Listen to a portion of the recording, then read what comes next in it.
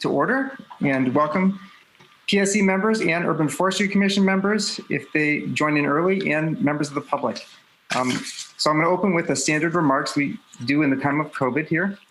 All members of the PSE are, in keeping with the Oregon Public Meetings Law, statutory land use hearing requirements, and Title 33 of the Portland City Code, the Portland Planning Sustainability Commission is holding this meeting virtually. All members of the PSE are attending remotely, and the city has made several avenues available for the public to watch the broadcast of this meeting. The PSE is taking these steps as a result of the COVID-19 pandemic and the need to limit in-person contact and promote social distancing. The pandemic is an emergency that threatens the public health, safety, and welfare, which requires us to meet remotely by electronic communications. Thank you all for your patience, humor, flexibility, and understanding as we manage through this difficult situation to do the city's business. So we will begin today's meeting with, and I will also acknowledge that there's been a lot of wind damage and power outages and internet challenges. So as we get to the public testimony portion of the meeting, we'll improvise as best we can, and we will extend written comment till noon on Friday. But I'll mention that again later on as more people attend. So let's start off with any items of interest from commissioners. Steph. Sweet. I realized I hadn't muted myself, so sorry about that. One, just housekeeping. In the officers meeting, we had talked about, because we have, I don't know if anyone was going to talk about this earlier, but because we have multiple bodies, if folks want to rename themselves with like PSC or UFC, BPS, et cetera, that as we get into testimony, I think that would help people know who they're talking to. So there's that. Also, for my comment of interest, I've been thinking a lot recently about safety, and what we talk about safety a lot. And I think when I think about what safety means, I mean, we talk about it with Vision Zero, we talk about it with the structural integrity of buildings, we talk about it in a lot of different aspects of our deliberations on various topics. And I'll often think of safety as something that it always polls well in public polls. And I think it's because everyone has their own definition. They ascribe their own definition to the concept of safety, and then they agree with themselves.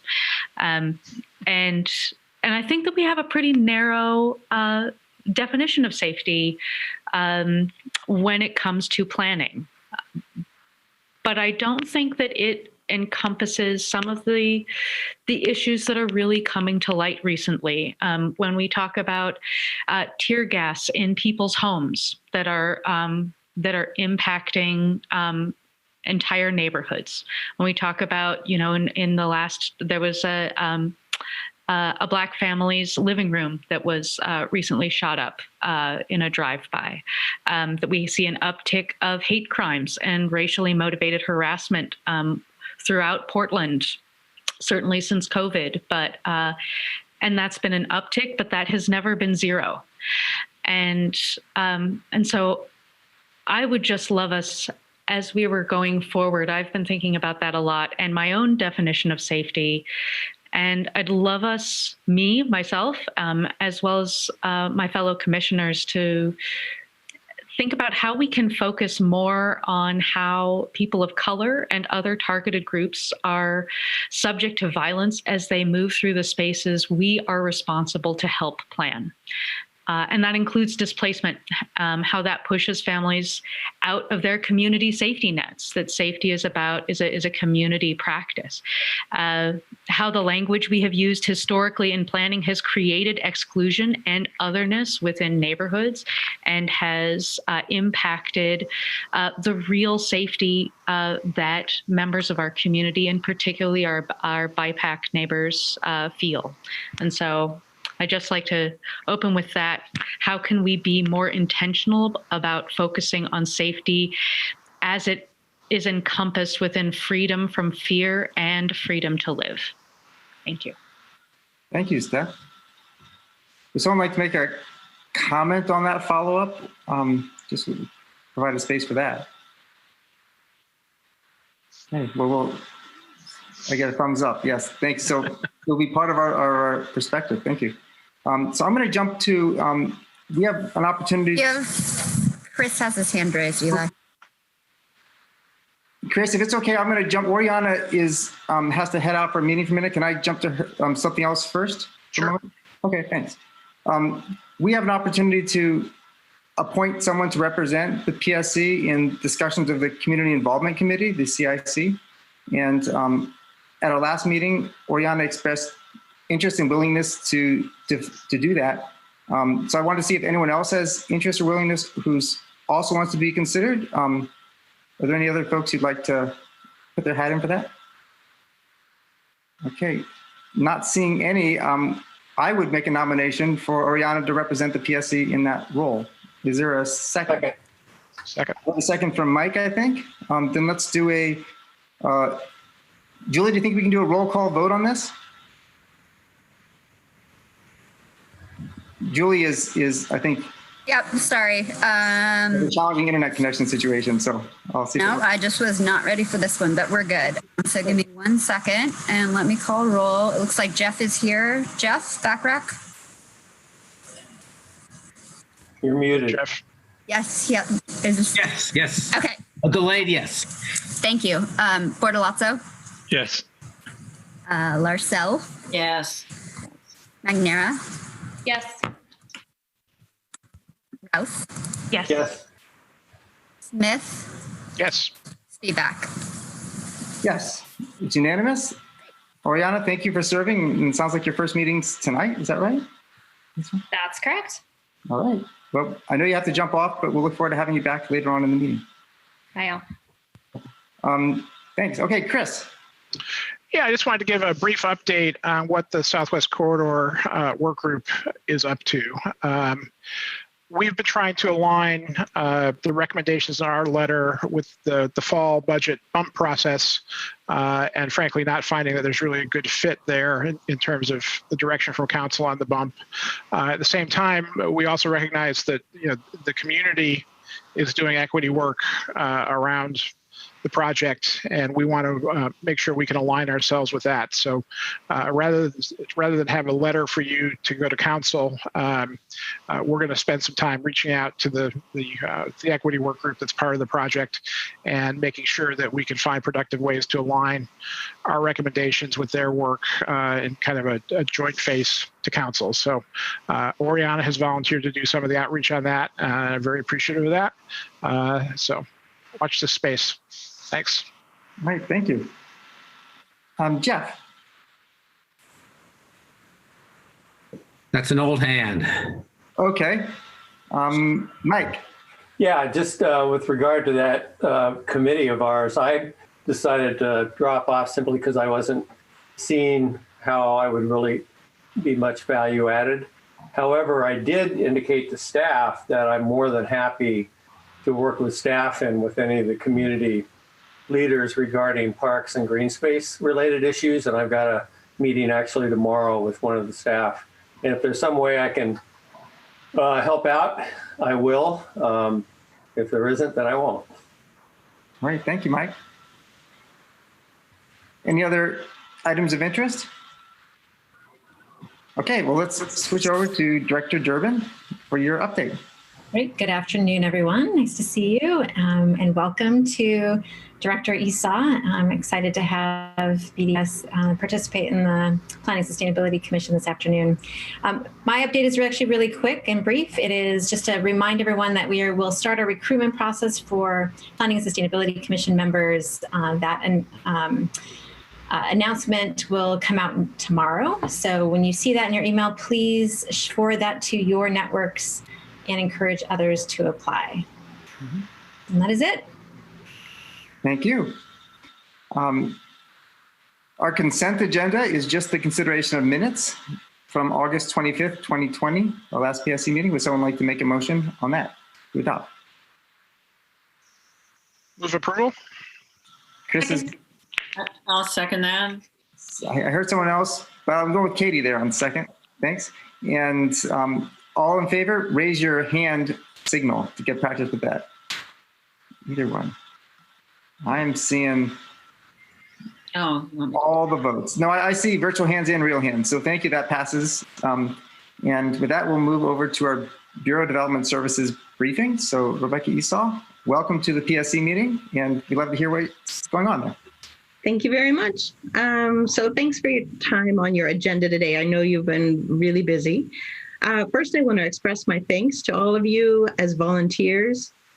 We all have reviewed several large legislative projects over the last couple of years, and I know you're volunteers and you're committed, but it has been a lot of time, a lot of effort, and a lot of thought, and I want to thank you for that. And the input and the insights and the passionate debates that you've given to the items that have come before you. The Bureau of Development Services is part of a continuum of goals and policies, the development and refinement of regulations to implement those goals and policies, and then the daily on-the-ground administration of the adopted regulations. We are the boots on the ground, trying to make it all work out there in real life. And it's challenging sometimes. We view this work as a partnership with you and with BPS. The ongoing feedback loop is critically important between those who write and amend the regulations to those who administer them. And we're always available to provide insights on how particular regulations are working. If you have questions about that, about loopholes or conflicts in the code, or if we're seeing things that are not getting the desired results that were intended. Our staff and land use services are immersed in the code daily, out on the front lines, and have great expertise about how it all fits together and how the code applies to unique sites and circumstances. And we appreciate this working relationship with you and with BPS and the coordination and involvement with the projects that come before you. Typically, we're here with a specific code amendment and weighing in on that with our perspective. But our feedback today is wanting to take a step back and provide some broader, just some thoughts and insights on implementation issues, about code complexity, coordination and process issues, roles, et cetera. And based on our experience over the last few years, we wanted to share those with you, especially the experience we've had with several large code projects over the last several years. With that, I will hand it over to Kimberley Talent, who's the Land Use Services Division Manager, to share some of those thoughts and observations with you. Hi, I'm Kimberley Talent. I manage the Land Use Services Division in BDS. And I appreciate the opportunity today to provide some of our thoughts on the legislative process. I have 5 items to address, and we're happy to answer any questions at the end. So I'll just launch into it. So first, I'd like to touch upon the need to have a holistic look at new regulations in the context of existing regulations. When PSC is looking at adding new regulations, they need to not just look at the new regulations in a vacuum. They should be looking at the new regulations in the context of all existing regulations. It's important to think through how all of it fits together on projects and to clarify where regulations are more of a priority over others. Maybe as part of that, some of the other regulations could be removed or deprioritized. BDS staff are responsible for trying to make it all work together. And it's important to look at the code holistically and cumulatively to understand the impacts before recommending a package of amendments to City Council and not expect BDS to work it out later. There's generally been an additive approach or a piecemeal removal of regulations rather than a holistic approach. Secondly, the cost of administering codes. So we're pleased that PSC has started to consider cost impacts resulting from proposed code. However, if the goal is to not impose additional or higher costs on applicants, the code needs to be written in a way to do that. So for example, have less complex regulations. The more complex the regulations, the more time it takes to implement and explain to each customer, and therefore the more costly the regulations. Time is money for BDS. The more staff time involved, the more expensive the regulations are to implement, and the higher the fees need to be to cover those costs. Nearly all review groups involved in the review process are supported by fees for applications, not by general fund. Bureaus need to set fees to cover time spent on the reviews. And City Council expects BDS to charge the fees necessary to cover our costs. Even in good economic times, general fund is not provided for this work, but especially not in economic downturns such as the one we're currently experiencing. So third, streamlining and simplification of code. When discussing streamlining and simplification, it would be helpful if the focus from PSC were on writing the code to carry out the policy goal and not veering into how permits are processed or what the fees are for permits or reviews. The Development Review Advisory Committee works on advising BDS regarding process improvements and fees. Any PSC recommendations or ideas should be channeled through your DRAC liaison, Jeff Bacharach, to the DRAC, and not as directives from PSC directly to BDS, and not put into the code. Fourth, and this is expanding a little bit on what I just talked about, technology and services should not be in the zoning code. We ask that you avoid putting requirements in the code about how information or services are provided. Technology changes quickly and it's difficult to get out-of-date language out of the code. In addition, the creation of new technology that we don't already have in place or big changes to services adds time and costs associated with implementation, since we're required to work with other bureaus such as BTS to get new programming in place. In the past, this has meant that we've asked the code effective date to get pushed out and go to council to request funds for that work. Additionally, there are other longer term ongoing maintenance and upgrade costs of new software and other systems that we need to consider. The Development Review Advisory Committee has a subcommittee called the Process Improvement and Technology Subcommittee. And that is where ideas and recommendations can be forwarded. The Bureau of Technology Services has a regular technology work plan and BDS is updating ours. So adding specifics on how technology or services are to be provided in the code can cause disruption to other higher priority projects that have already been placed on work plans. And then finally, it's problematic to add amendments after public testimony is closed. Introducing significant amendments after public testimony, which have not been vetted with the community or with the impacted bureaus, is challenging and problematic. It doesn't allow the impacted bureaus to have time to work out possible implementation issues with BPS staff or highlight other issues such as complexity and cost.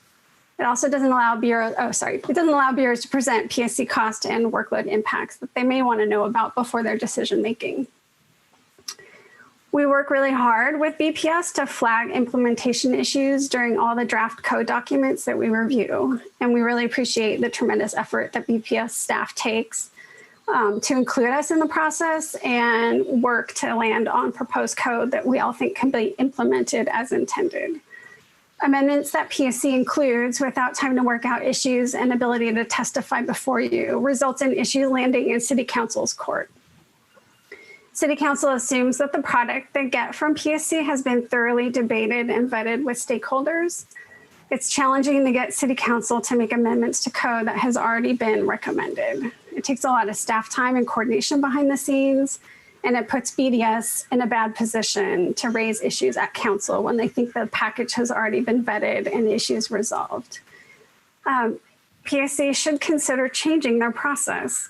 Council often leaves the record open to hear testimony on amendments, and PSC should consider doing that, especially when it's code sections or new standards that were not previously identified for change in the BPS proposed draft.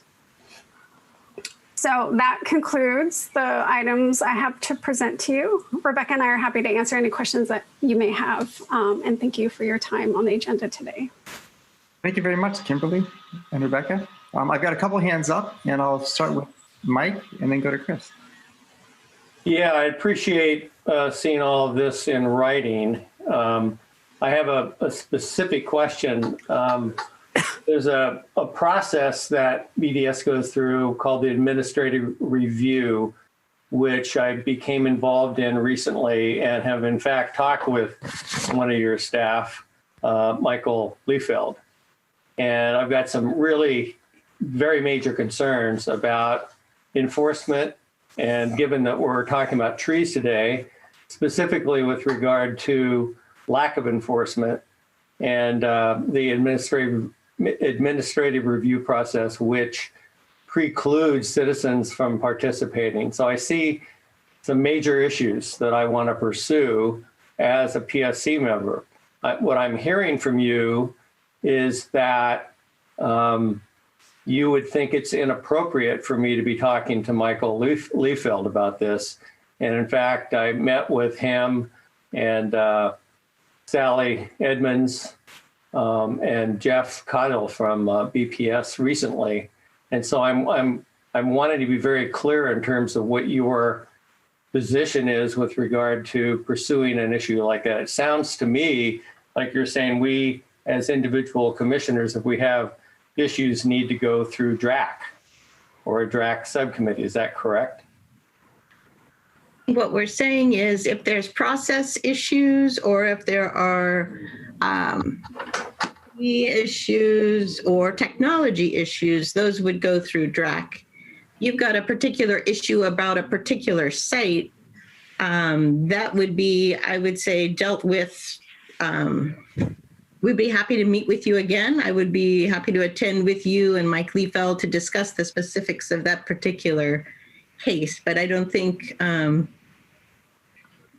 if you want to talk about the case, I don't think this is the venue for that. If there are issues about the code and how the code's applied, I'd be happy to meet with you with Mike Liefeld about that. Okay, well, Sally has offered to help out to look at a potential change in code that might address some of those issues. So I think that's the course we're going to take, unless that's problematic from your perspective. No, not at all. Okay. All right. Thanks. Thank you. I've got Chris next, and after Chris, it'll be Jeff, and then Katie, and then me. Yeah, so I want to both agree and disagree with some of the points that were made. I suspect that I was a prime offender on the first point around specifying technology and code. I'm a technologist professionally, and in general, I would agree with that. The code is a lousy place to specify technology. But we had an instance with the neighborhood contact requirement code that the code was very specific about physical signs at development sites. And that approach is fundamentally ableist and therefore discriminatory.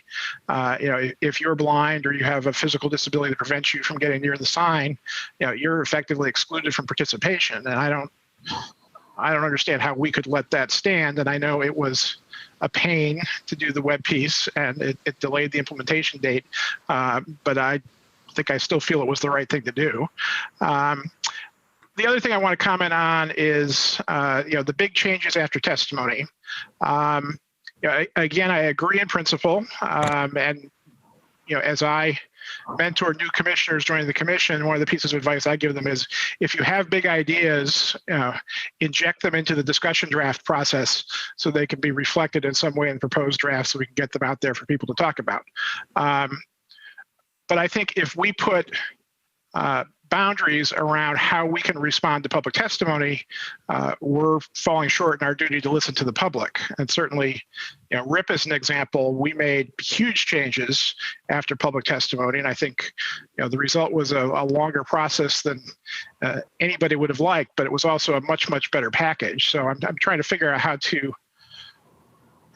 to resolve those two conflicting values, that we want to be responsive to public input, but we don't want to see big changes after public input. That I don't know quite what to do with that. Can I maybe clarify a little bit on that? I think what we're suggesting is that's great to have big changes after public testimony, but if it is really a significant change that no one was really aware of, or we weren't kind of tracking it going down that path, like maybe we reopen the testimony so that there is that opportunity for the public and for bureaus to provide additional comments on that. Because otherwise our only venue is council. And once we get there, it just gets much more complicated to kind of work out some of the code nuances. Okay. Jeff. Thank you. A few things. I didn't know we were going to have the presentation today, but now's as good a time as any. These are issues that have been sort of stirring around at DRAC.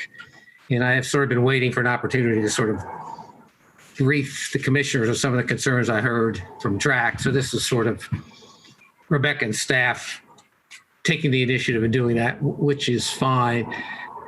Just a couple of broader points. I think the ultimate goal is for the two bureaus and DRAC and Planning Commission to just try to sync each other's responsibilities a little better and work to try to deliver cleaner packages maybe to City Council. That's certainly one goal. And I think another goal is, and this is what we hear at DRAC quite a bit, is DRAC is focused on the nitty-gritty of the process. What code provisions just are not functioning?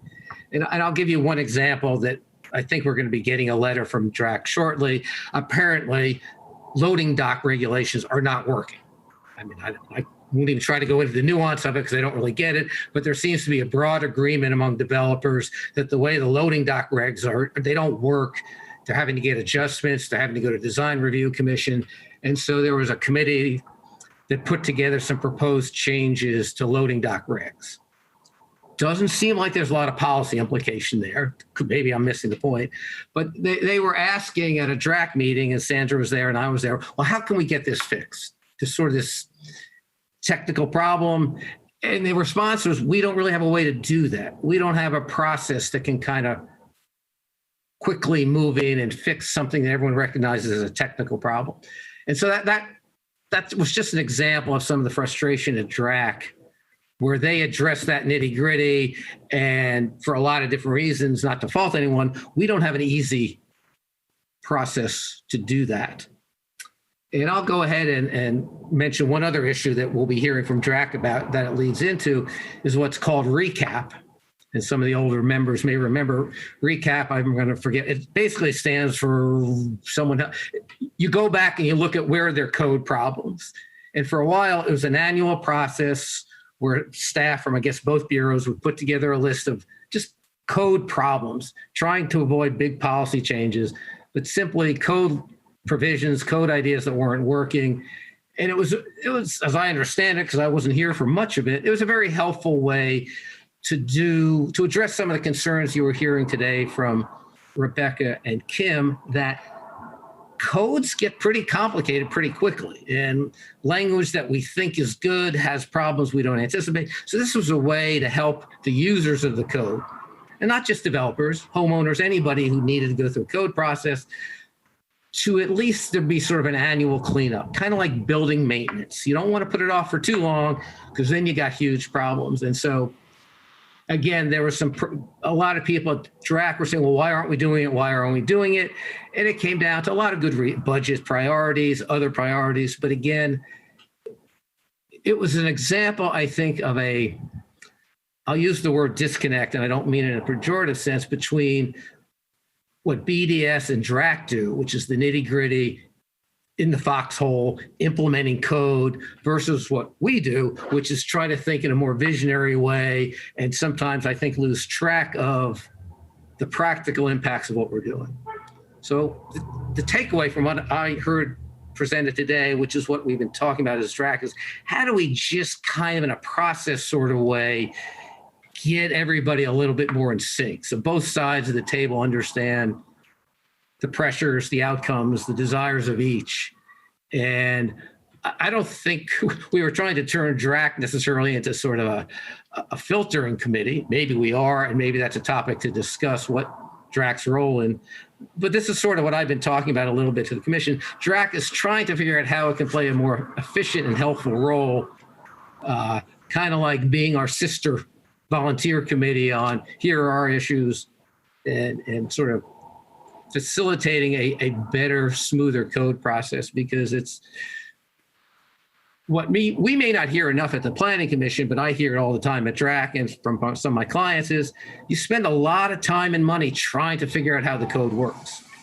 And so anything that can be done to streamline that, help that out, that's a benefit. I mean, we want to lower costs. We want, whether you're building housing or commercial, we want to try to avoid that extra time delay, that extra expense that really doesn't accomplish much, simply to get around complexities in the code. So I hope I've outlined sort of the bigger context, and maybe as we go forward, we can devote a little time to figure out how to make this work better for everybody.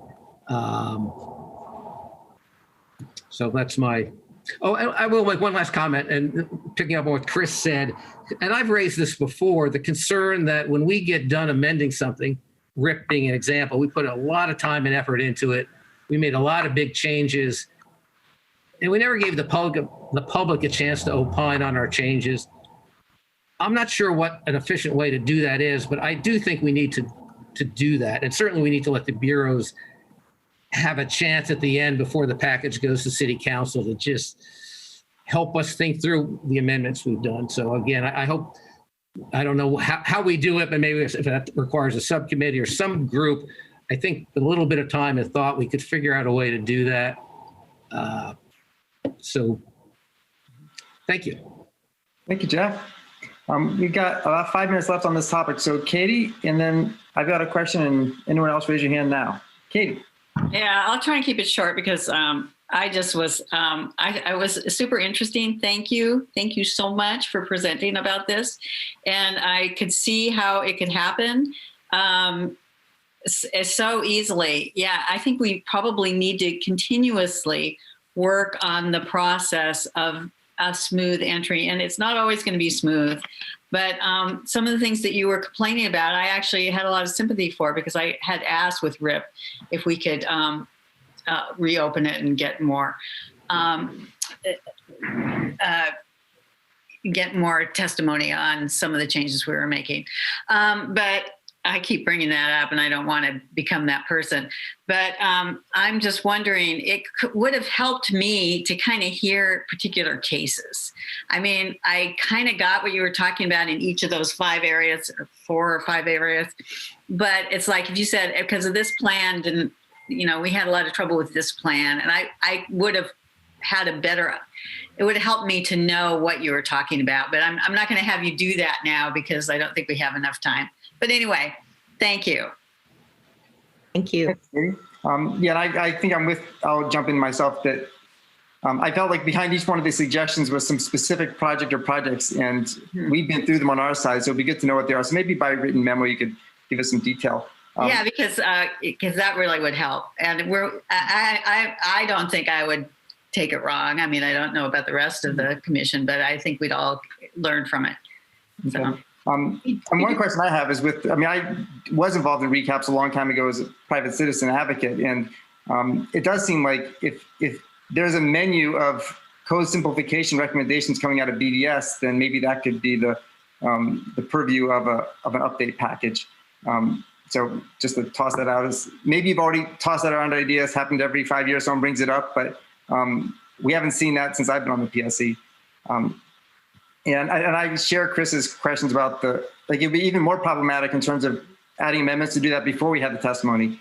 So whether City Council, sometimes our agenda is driven by a City Council date. So I think that also sometimes means we don't have a chance to reopen public testimony because we have to hit a City Council date. But there may be opportunities in the middle ground where when amendments are floated, BDS gets a chance to look over them along with BPS staff so that we don't make some big mess through an amendment. And I do want to say that BPS does try to connect with us on the amendments, okay. But as you noted, it's often a really squeezed time frame. And so often it's just not enough time to really kind of flesh out the real problem or the solution to propose to you. Yeah. Okay. And we do welcome, it's wonderful when BDS does write letters, because we do sometimes take input on those to create amendments in our packages. Maybe not enough, but we do read those. I'm going to go quickly to Ben and then to Mike, and then we're going to close this session. So Ben. Yeah, I'll be real brief since we're out of time, but I'm really glad we're having this conversation. So just a thought on the overall effect of code and regulation. I think this is a very important topic, and I think we not only need to focus on how we administer the code and be mindful of that complexity, but I would say that clarity and possibly simplification really starts at the legislative process. So early on, I think it's very easy to get carried away and try to solve every issue, but really stay on target and stay focused, especially for us, is a key priority in order to really start that streamlined process from the beginning. Thanks. Mike. Yeah, well, funding has been an issue that I've heard many, many times over the years, and to the extent that PSC can become involved in being advocates for funding for BDS so they can actually do the work that needs to get done, I'm definitely in favor of that. So I'd be happy to help out however we can. We'll take funding wherever we can get it. Great. Well, that's thank you so much, Rebecca and Kim, for joining us at this meeting, and look forward to communicating more going forward. So thank you. Thanks for having us. Thank you. We're now going to switch gears to. Eli, can I jump in for 10 seconds? Oh, yeah, you can, Jeff. I just would like, and maybe we can do this offline, some thoughts about what's the follow-up to this, and not just let this presentation be informational, but maybe be a trigger to think through how we can take some of these thoughts and maybe staff to staff or DRAC to the commission, just try to take it to a next step. And my last thought is thank you, Andrea, for allowing your fellow bureau head to come in and speak with us. That's always helpful. So thank you for. Absolutely. Yeah, would you like to jot down as a representative to DRAC some ideas? Yeah, I will try to do that, Eli. I think that's a fair task to put on me, and I will try to share with both committees I'm on and try to move the ball a little bit. Okay, that'd be great. Thank you. Then, without further ado, I'd like to bring forward Mindy Brooks and anyone you have with you to give us an E-zone briefing. Yeah, how's my volume? Is it okay? Can you hear me? You're pretty good, Mindy. Let's go. Okay, thank you. Okay, I'm going to share my screen here.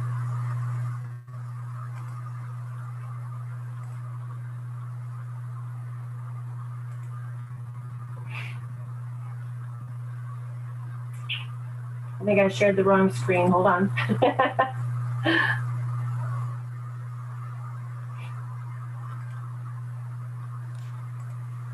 That little girl and her mother, that's my picture, Mindy. I know. We've been using that for quite a while now. Are you seeing the big screen or my screen with my notes? I've got your presentation. You look good. Okay, thank you. Okay, so thank you for having me back. Mindy Brooks with Planning and Sustainability. And I'm going to be joined by Daniel Stubbing, who's going to give a part of the presentation on the Environmental Overlay Zone Map Correction Project.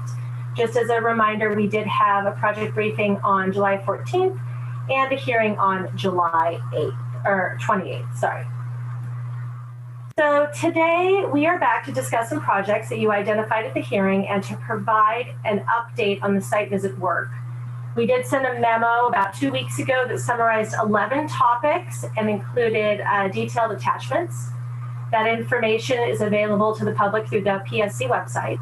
Today we're going to cover 5 of the topics: exemption from the E-zone code, the existing map error correction process, who benefits and who is burdened by the project, a summary of the ESEE analysis, and wildfire, which is extremely timely given what's going on today. And then we'll provide an update on the site visit work. We will pause after each one of these for a brief discussion or questions on each of these topics. I think we have about 45 minutes at this point total. We will also schedule another briefing. We don't have a date yet, and we will discuss the topic of septic systems and anything else that you would like us to bring back. Just a quick reminder about the project. The purpose of the environmental overlay zones themselves is to protect streams, wetlands, flood areas, steep slopes, forests, and wildlife habitat, and to protect people, homes, and businesses from risks like landslides, floods, and heat island. The purpose of the environmental overlay zone map correction project is to make sure that the zones actually line up with the natural resources we're trying to protect. And this is needed because the overlay zones were applied mostly in the 1990s, and technology to map the resources has improved a lot. This map shows the overall changes. Let's make sure we actually go to it. This map shows the overall changes within the project area. The green are the existing conservation and protection overlay zones. There are changes in there, so there is some conservation and protection, some protection and conservation. The purple areas are where the conservation or protection overlay zone is being added. The orange area is where the conservation or protection overlay zone is being removed. And as we discussed at the last meeting, the overall change is a 4% increase in the total coverage of E-zones. So the first topic for discussion today is what activities are exempt from the environmental zoning code. Exempt means that the property owner does not need to check in with the city before doing these activities. There are 25 activities that are exempt in 33430, including the ones on the screen. So these are exempt: maintenance, repair, and replacement of existing structures, as long as the footprint is not increased; maintenance of lawn, garden, and planted areas; changes to the existing disturbance area for gardens and play areas; change of crop or farming technique. This includes forestry practices; pruning of plants within 10 feet of structures, and removal of trees within 10 feet of structures, as well as removal of dead, dying, and dangerous trees. Tree replacement is required; and removal of invasive plants and planting of native plants. I put a reference down here. There's specificity around each of these, so people need to check them before they use them. And I will pause now for questions on this topic. I'm gonna have to manage my screen a little bit. Thank you, that helps so much when you, I can see hands. So Mike and then Jeff. Unless your hand is still up from prior time. It's down. Okay. So I don't think we have any questions on this one. Let's proceed. Right, we will move on.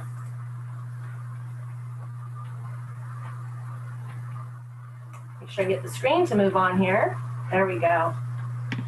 Okay, so the next topic is the map error correction process. So there's a zoning code process available to anyone at any time to correct the location of a zone boundary, and it is a free process.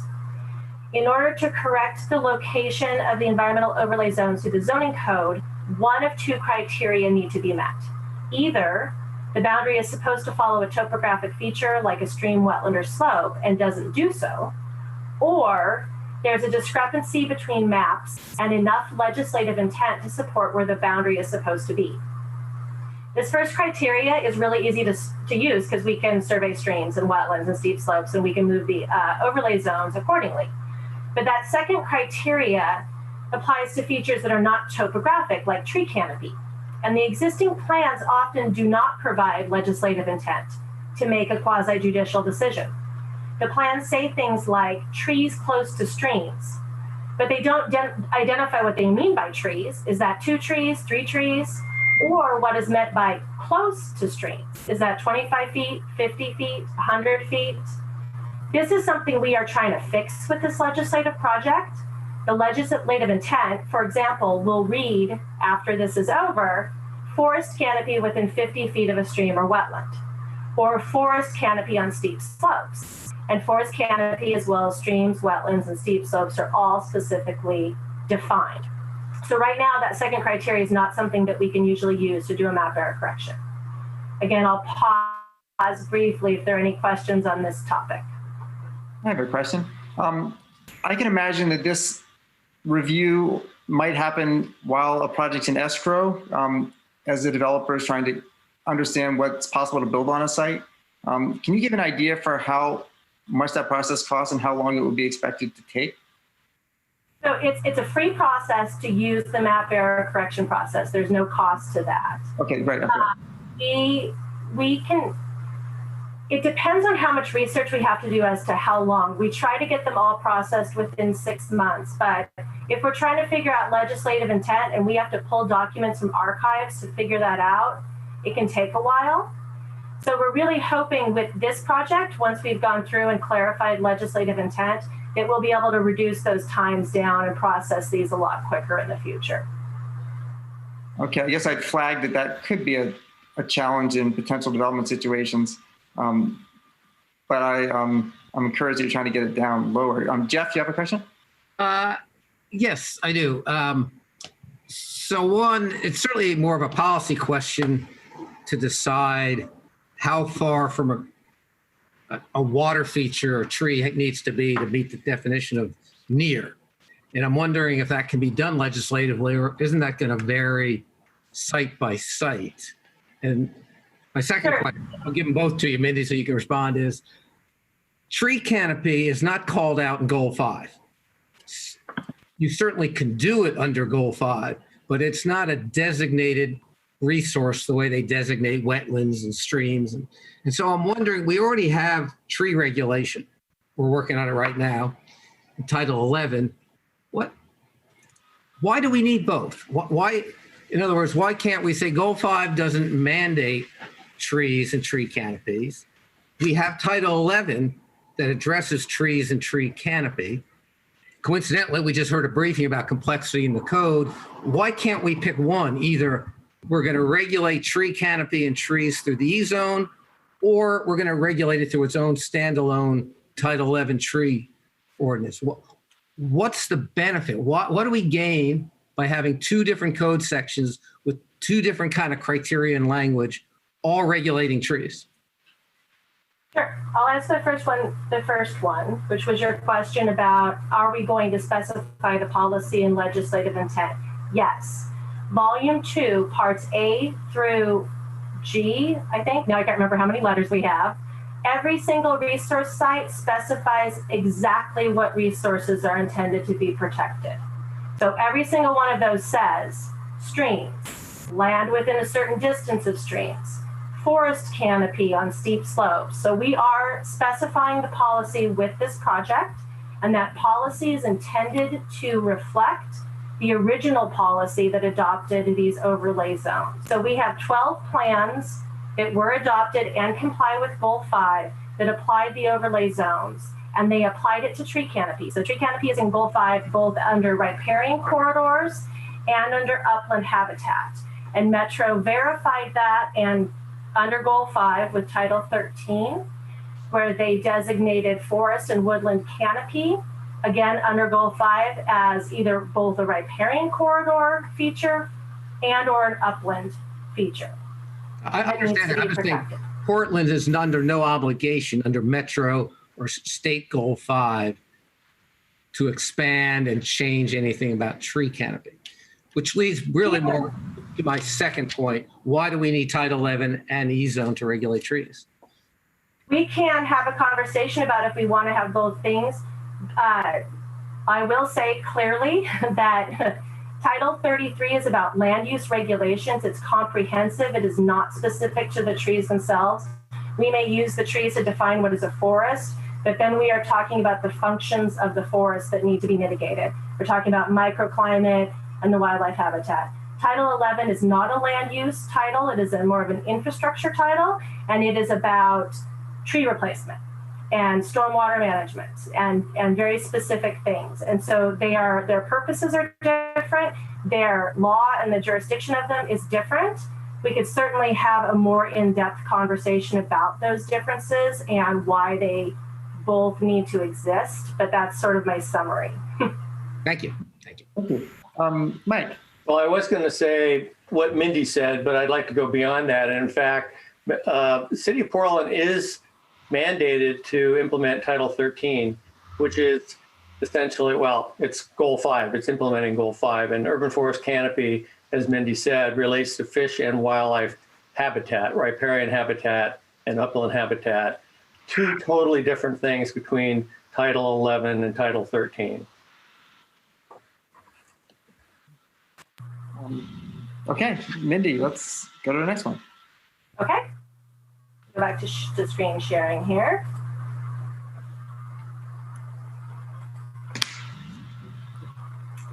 Okay, so we're moving on to the topic of who benefits and who is burdened by this project specifically. So again, the purpose of this project is to make sure we are protecting existing natural resources adequately and appropriately. And as we discussed last time, most of those resources are located in the hills and in Johnson Creek. As part of this project, we did want to get a better understanding of how these changes to the boundaries of the environmental zones may impact specifically vulnerable populations. This is the city's vulnerability risk map. It's a collective ranking of the percentage of people in each census block who are renters, communities of color, their educational attainment, and households at or below 80% median family income. The darker the blue, the more vulnerable the population of that census tract is. The most vulnerable populations in the E-Zone project area are in Powell, Hearst, Gilbert, Lentz, and Eastmoreland, Reed and outer southeast, and Wilkes in outer northeast. We are not able to say anything more specific because we don't know exactly what properties are owned by vulnerable people that are also getting changes to the environmental overlay zones. We can say that the majority of the changes are occurring in the West Hills, where we have less vulnerable populations.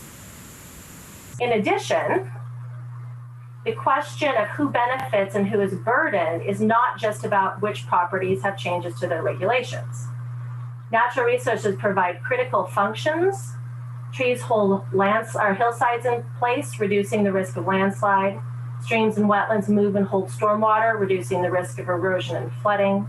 Floodplains are at high risk themselves, and trees cool the air and provide respite from heat island impacts. And this is the heat island map, which you've seen a few times. Studies have been done about the presence of natural resources and property value. Properties that are near resources like trees often see an increase in property value. So the topic of who benefits and who is burdened is actually very complicated.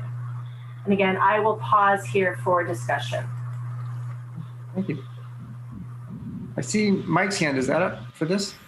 Yeah, I would just like to thank Mindy for bringing that up because all too often there are two sides to the coin with regard to natural resource protection. I think Mindy did a good job of describing the positive impacts on property values. If you look at the Lentz area, one of the biggest problems that folks have had out there is flooding.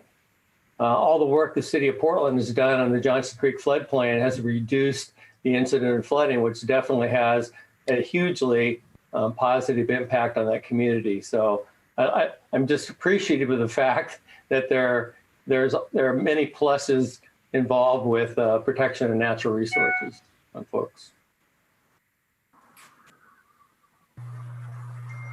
Any additional questions at this point? All right, Mindy, next set.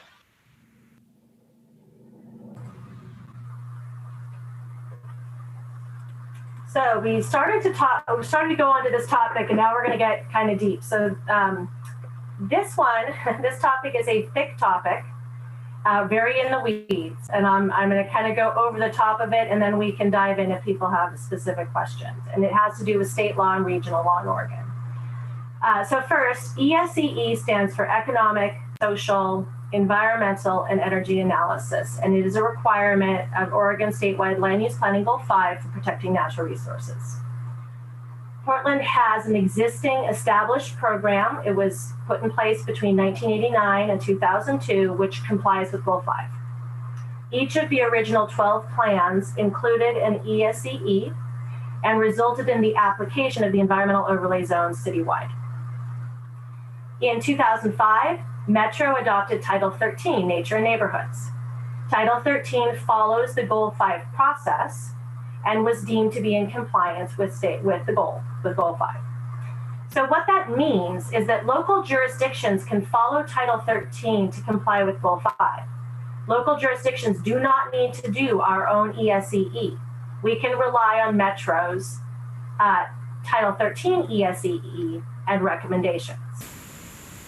In 2012, Portland's existing program was deemed to be in compliance with Metro. Then in 2018, Portland adopted the 2035 Comprehensive Plan, which directs us to keep our programs up to date.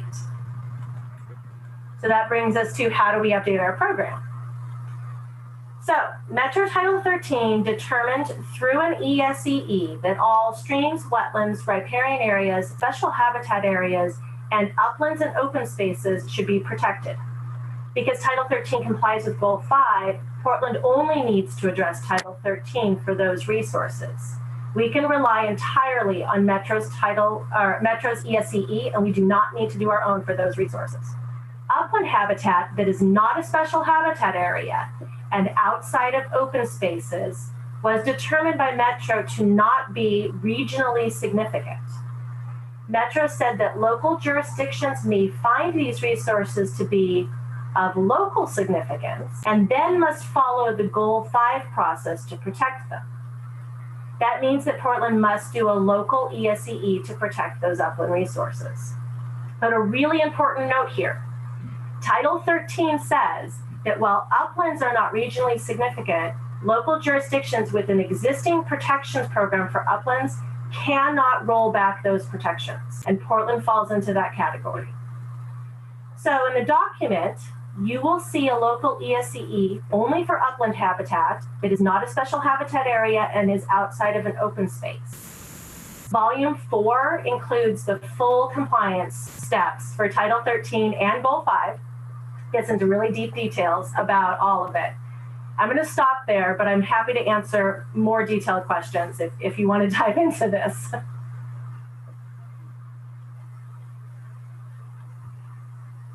You're muted, Eli. Thank you. I've got a question from Chris.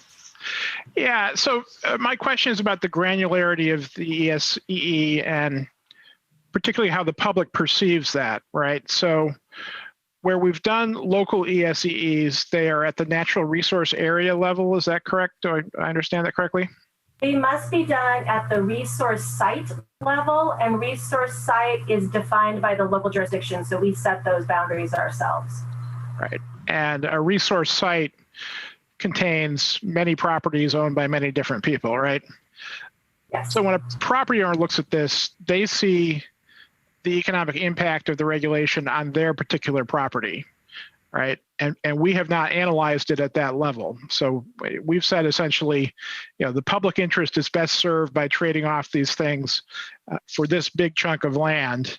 And, that may impact property owners within that larger area in very different ways. And based on this process, it's sort of like, yes, it could do that, but that's not, we have no burden to analyze how that happens. Is that correct? Yeah, we do not do a site-by-site economic analysis of pre and post appraisal value on property. In most of the circumstances here, these properties already have environmental overlay zones, and we're adjusting the edges of the boundaries. Whether or not that has any impact on value, who knows? That would, take an appraisal and thinking through that. And appraisals are often very complicated and have to do with a lot more than the resources themselves. So no, we do not do that level of work. And I think it behooves us to very explicitly explain that when we're talking to the property owners involved in this, because I can see how they would view the world very, very differently. Yes, absolutely. Yeah, we do. The work is done at a resource site level, and it stays there, and it looks at base zones and how much housing we need as a city and all those big level questions. And the trade-off is at that level. It's not at a property by property level. Good, Jeff. Picking up on Chris's question, just to kind of ask it in a different way, and I just want to understand. Chris didn't say anything about appraisals. I mean, he made a point of, well, we don't do appraisals. I think what Chris was asking, or what I'm asking, I think, is when is a site-specific ESEE required? If you're, and you talked about there's some local ESE, meaning a city ESEE is required. There are circumstances where the city cannot rely on Metro's more regional ESEE, but we have to do our own. And so I think what we're hearing from a lot of property owners, and certainly from a lot of attorneys representing them, is saying, you are changing the E-zone boundary on my client's property. You're saying, you know, these trees are closer to the drainage ditch, and therefore we need to expand the E-zone on my client's property. Are we legally required on that site-specific property to analyze the EC impacts? No, in fact, we are not required and should not be doing, based on the Goal 5, an individual property by property ESEE. It is to be done at the resource site level, which is not a property, it's multiple properties of like circumstances, like land use, and that is the level. And we are also only required by Goal 5 to do something that is not overly complicated when doing that analysis. So if you take a look at Volume 5, where we walk through our ESEE process, we do categories of conflicting uses based on the base zones themselves, and categories of natural resources, which would be like streams, wetlands, and steep slopes. And we compare the economic, social, environmental, and energy consequences of making different choices to protect those resources given the conflicting uses at a base zone land use type of level. And that is as far as the ESEE requires, or really would ask us to go. Because you're a couple steps ahead of me, and I haven't done any land use law with Goal 5 in many years, but there is testimony from a number of attorneys suggesting that's not quite true, that we do need to address housing impacts. And so what might be helpful is if you could work with the city attorney, so we can have a comfort level that the city attorney has looked at some of the arguments these attorneys are raising and just be sure we got it right. Absolutely. So yeah, the city attorneys do have all of these pieces of testimony, and we'll have a conversation with them. I will say that this process, this ESEE process, is the same one you use for scenic resources, and we just went through it all the way through the court system, and our process was deemed adequate and appropriate and meets Goal 5.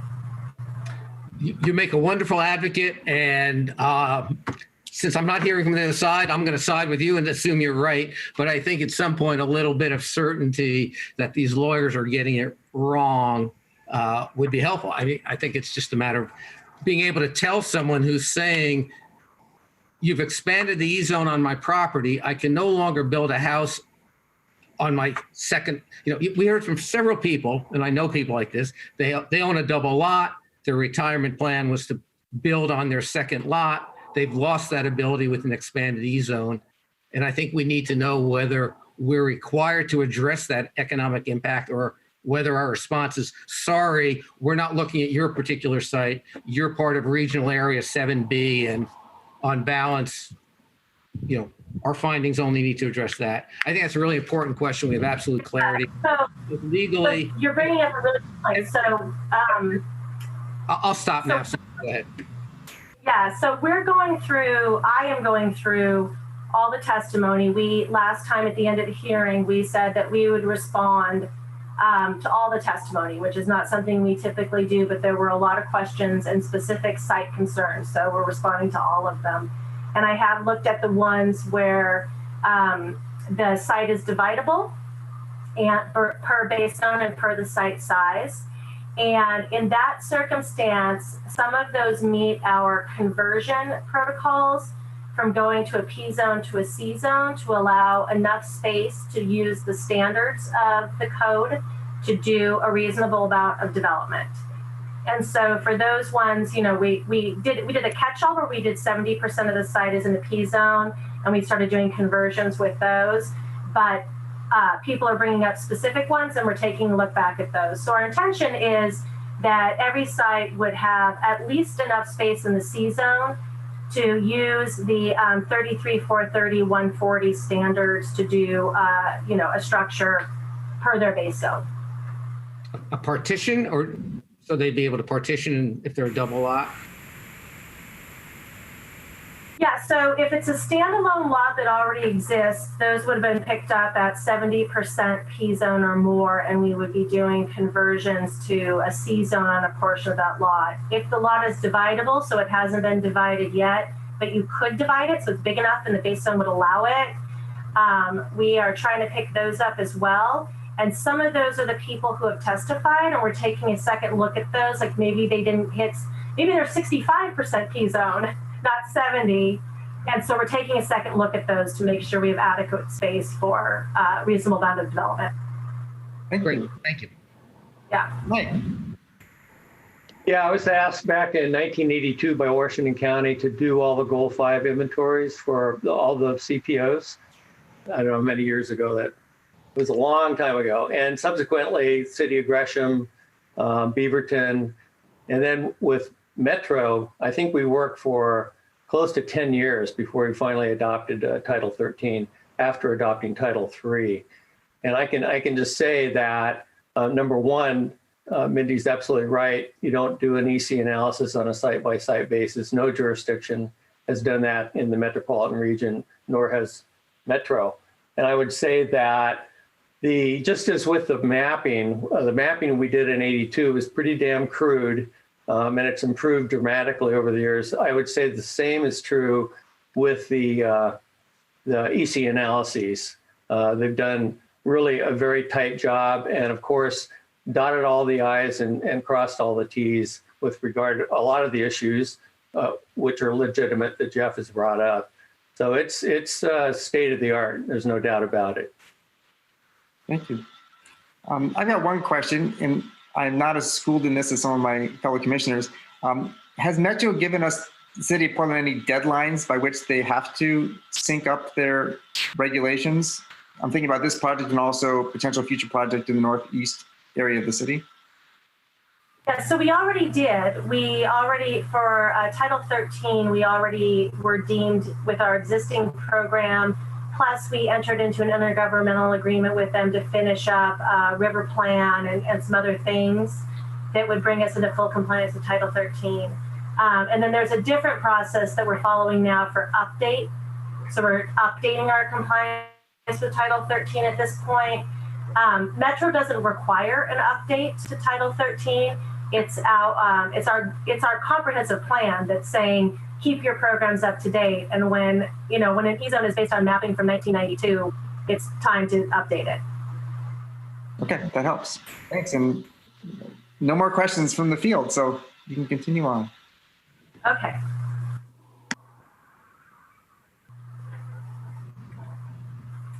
Okay, so we're going to talk about wildfire. Did I share my screen? Wait a sec. There we go. Okay, we're going to talk about wildfire for a second, which of course is extremely timely. Let me move on. My slide didn't move on, but yours did. Okay, so we did have a number of questions about this. There's a number of questions in the testimony about it. The Environmental Zoning Code does have a number of exemptions that specifically relate to wildfire, including you can prune your trees and shrubs within 10 feet of your structures. You can fully remove trees within 10 feet of structures. You do need to replace trees somewhere else in the site. You can remove invasive plants, and you can plant native plants. And there is a specific exemption for pruning of vegetation in accordance with Title 11, which includes pruning of coniferous trees within 30 feet of structures within a wildfire hazard zone, and pruning to abate an immediate danger. So all of these things are exempt from the code, meaning you don't need to do anything with the city to do these. These exemptions are consistent with the National Firewise recommendations, which include remove flammable materials within 5 feet around homes. That does not mean no vegetation. It means flammable vegetation needs to be removed. Trees within 10 feet of homes should be removed. And ladder fuels out to 30 feet from homes should be removed. And ladder fuels are fuels that bring a fire from the ground up into tree canopy. So English ivy is a great example of a ladder fuel that needs to be removed for many reasons, wildfire being one of them. So the best way to reduce wildfire risk in a natural area is to remove those invasive plants and to plant more fire-resistant native plants. And I've listed a couple of resources here to help property owners choose fire-resistant native vegetation for landscaping. We do want to come back later at a next briefing with a couple of amendments to clarify those exemptions about removing tree limbs within 10 feet of homes. These would not change intent of the exemptions. It would just be a little bit clearer. And we're just working with Bureau of Development Services right now on the language of that. We weren't ready to bring it forward quite yet. So I'll pause again and open it up for discussion of wildfire. Mike. Yeah, just ask people to go back if they can recall the very large wildfire there was at University of Portland on the Bluff. Interestingly, with regard to removal of invasive species, where the native species were, there was no fire. The fire erupted where there was the Himalayan blackberry.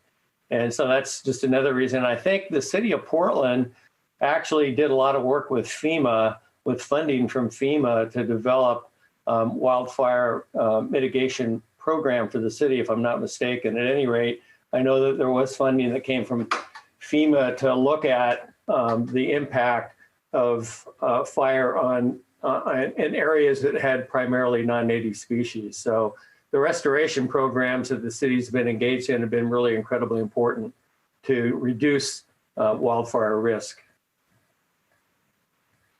I've learned that in some more rural areas, like unincorporated Multnomah County, there are requirements saying you must remove a certain number of trees around a structure. Does that apply anywhere in the city of Portland? No, it does not apply here. When we start trying to balance out trees on steep slopes and trees right around streams with our very urban landscape, it does become a balancing act. So okay. we allow tree removal within 10 feet, full tree removal. And then of course you can remove dead, dying, and dangerous trees. And there is a provision for abating an immediate danger as well if needed. Thank you. Any other questions? Okay. Okay.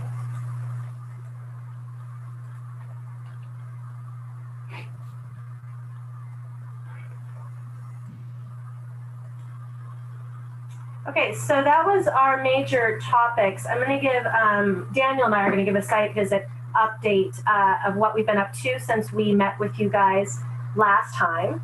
So we sent you an attachment K. It was very, very big. It had a list and it had a lot of maps of all the site visits that we've done between June 19th and August 25th.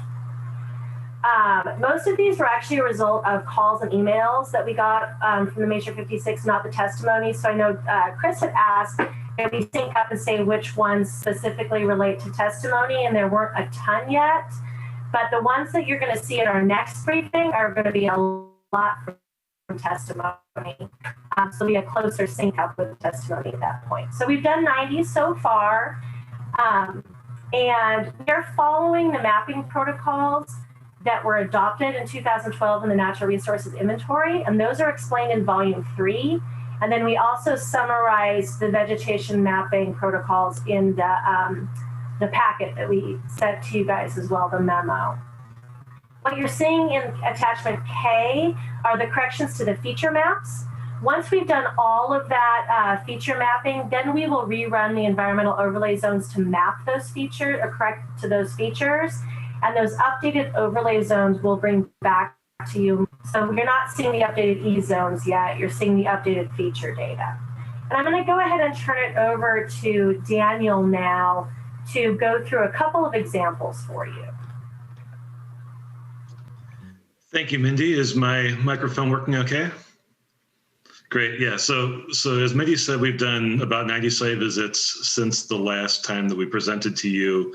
And prior to that presentation, we have done well over 300 site visits. So we've been out to a lot of different properties all around Portland.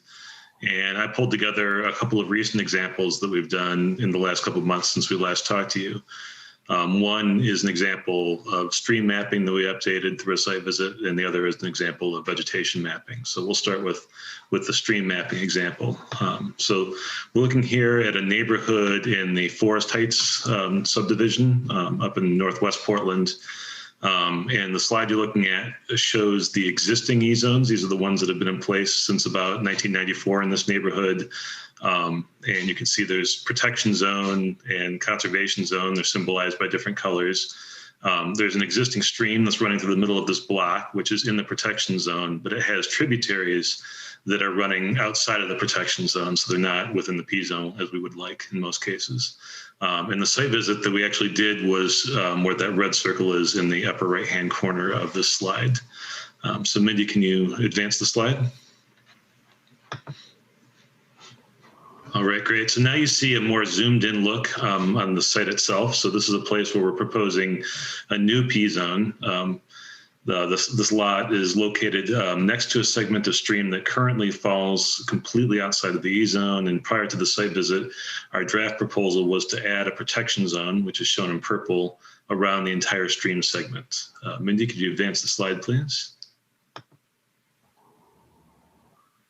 So prior to doing the site visit, we consulted some data that's maintained by the Bureau of Environmental Services. So this is data on the stormwater system that they maintain. And you can see that according to their system data, there's a ditch that's located in the upper right-hand corner of this map.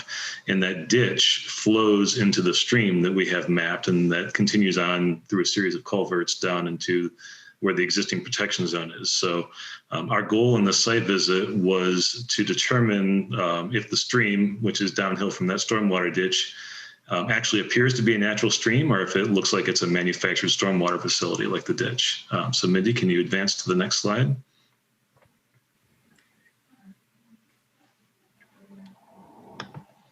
Great. So first we went up to where the ditch is. We determined that there is this concrete stormwater infrastructure. So pretty much everything that's upstream from this infrastructure was just a roadside ditch, a trench that's maintained by the Bureau of Environmental Services. It's not a stream. So once we confirmed that, then we wanted to move on and see what was on the other side of that culvert to see if it's still just something like this, just a manufactured infrastructure. So Mindy, could you move on to the next slide? Great. So after looking at that infrastructure, we continued exploring the stream channel downstream from the outfall, and about halfway down the channel, we noticed that there was actually flowing water. This occurred in the middle of July, so anytime that we see flowing water in the middle of July, generally it's a pretty good bet that it's a natural stream. And so once we found that flowing water, we continued to look, and we were able to locate a seep that was naturally discharging groundwater into the stream that was in the middle of the channel. Mindy, can we move on to the next slide? So based on that observation, we were able to conclusively determine that there was a natural stream on the site, but we determined that the stream started in the middle of the hillside and not at the outfall at the northeast corner of the lot. So we also determined that the end of the stream had not been mapped correctly before. The yellow line shows where the stream is actually located. The blue line will be deleted from the inventory in the next draft of the E-zones, the protection zone coverage will be reduced on this lot and will surround the stream where we determined it to be. So that's the result of that site visit. About half of that stream was deleted from the natural resource inventory. The other half was determined to be a natural feature that belonged in the inventory. Mindy, can we move on to the next slide?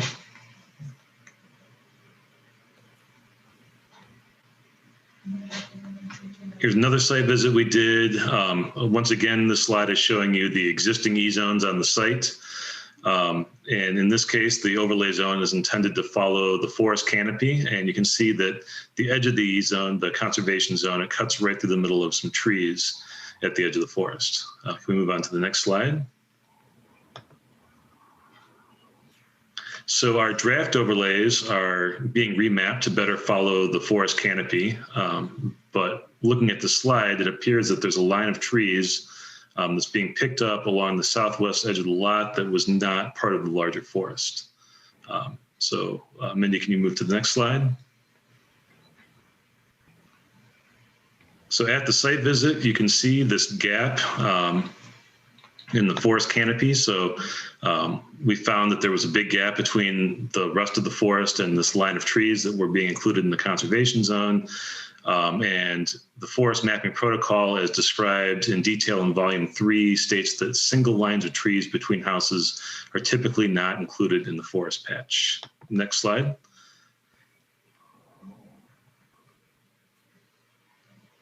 So following the site visit, we excluded the trees that are on the other side of that gap. These trees are a single line of trees between houses. And so the next draft of the E-zones will follow the edge of the forest canopy, but it will not include those trees that are located to the south of that gap. Those trees are running along the southwest lot line. So these 2 site visits are representative of the kinds of changes that we make in a typical site visit. Do you have any questions about site visits or mapping protocols? I've got one, but I'll let Jeff go first, and then Chris. Well, it's interesting. You gave us 2 examples where you apparently, though it wasn't clear from your first map, that you were shrinking the E-zone. I thought your first map showed a larger purple area around the newly discovered creek. Is that correct? That's correct. Prior to the site visit, and yeah, we are expanding the protection zone in that case. So that was not an example of you rolling back an E-zone. That was an example of you expanding an E-zone. Yeah. But following the site visit, we reduced the amount of expansion to just the area where we could determine that it was actually a natural stream. So there's still an expansion of protection zone beyond the existing overlay, but we are reducing that. So you've given us 2 examples where you did a site visit and shrunk your proposed E-zone. Is that typical? Do sites visit typically result in a shrinkage of your proposed E-zones? I'd say more commonly we're shrinking the E-zones rather than expanding. It's rare that we find a feature that wasn't previously in the inventory and add it into the inventory after a site visit, but that does occasionally happen. There's at least one site visit I can think of that's occurred since we last met with you where we added a new stream that we found. So typically site visits result in a shrinkage of proposed E-zone? Is that fair generally? Yeah, more often than not. Okay, thank you. Chris? So I'm trying to think ahead to how this is going to play out in process for our next hearing. So obviously the hope would be that you do these site visits and you and the property owner walk away with the same understanding and understand why the map is the map, whether they like the policy or not, but at least you can agree on the physical features. I guess I'm worried about the case where, you come in and say, hey, there's a seep, and the property owner says, no, there's no seep there. That's not a seep. And we have to vote on which one of you is right. I mean, how do you foresee that process working? Yeah, let me jump in and field that. So you're right. 95% of the time, we will agree with everybody on what the feature is. They may disagree with our policy choice, but the feature isn't necessarily under dispute. When it gets to the point where we are there and we need to talk about it, we'll tell you why we think it meets our mapping protocol.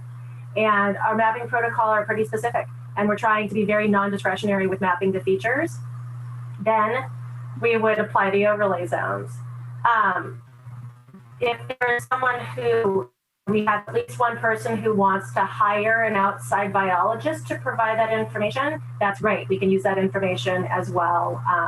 I think this will be a very, very, very rare circumstance, and it will likely be headwater streams where the water only flows for maybe a couple of weeks during the winter, rather than something that is flowing all winter long.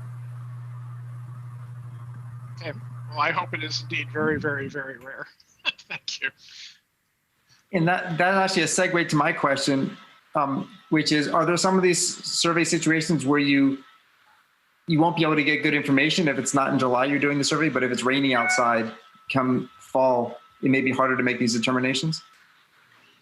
There are a handful of situations, and it's these stream situation, headwater streams, where we actually, we've gotten to a point where we've reached a disagreement with the property owners, and we've agreed to come back in January and to look at those streams again, which I think will probably be after you have a chance to review our final proposal and our final draft maps. But it's quite possible that there could still be a few of those conflicts that still persist beyond that period. But hopefully we'll have a chance to get there in the rainy season to any of these conflicting sites.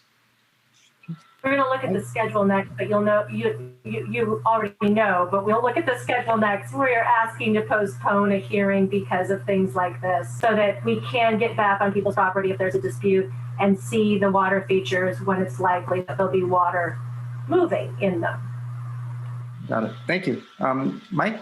Yeah, it's highly likely that the probably most controversial calls would be headwater streams. And I never use the term ditch myself because it's been used too often to justify wiping out a stream personally.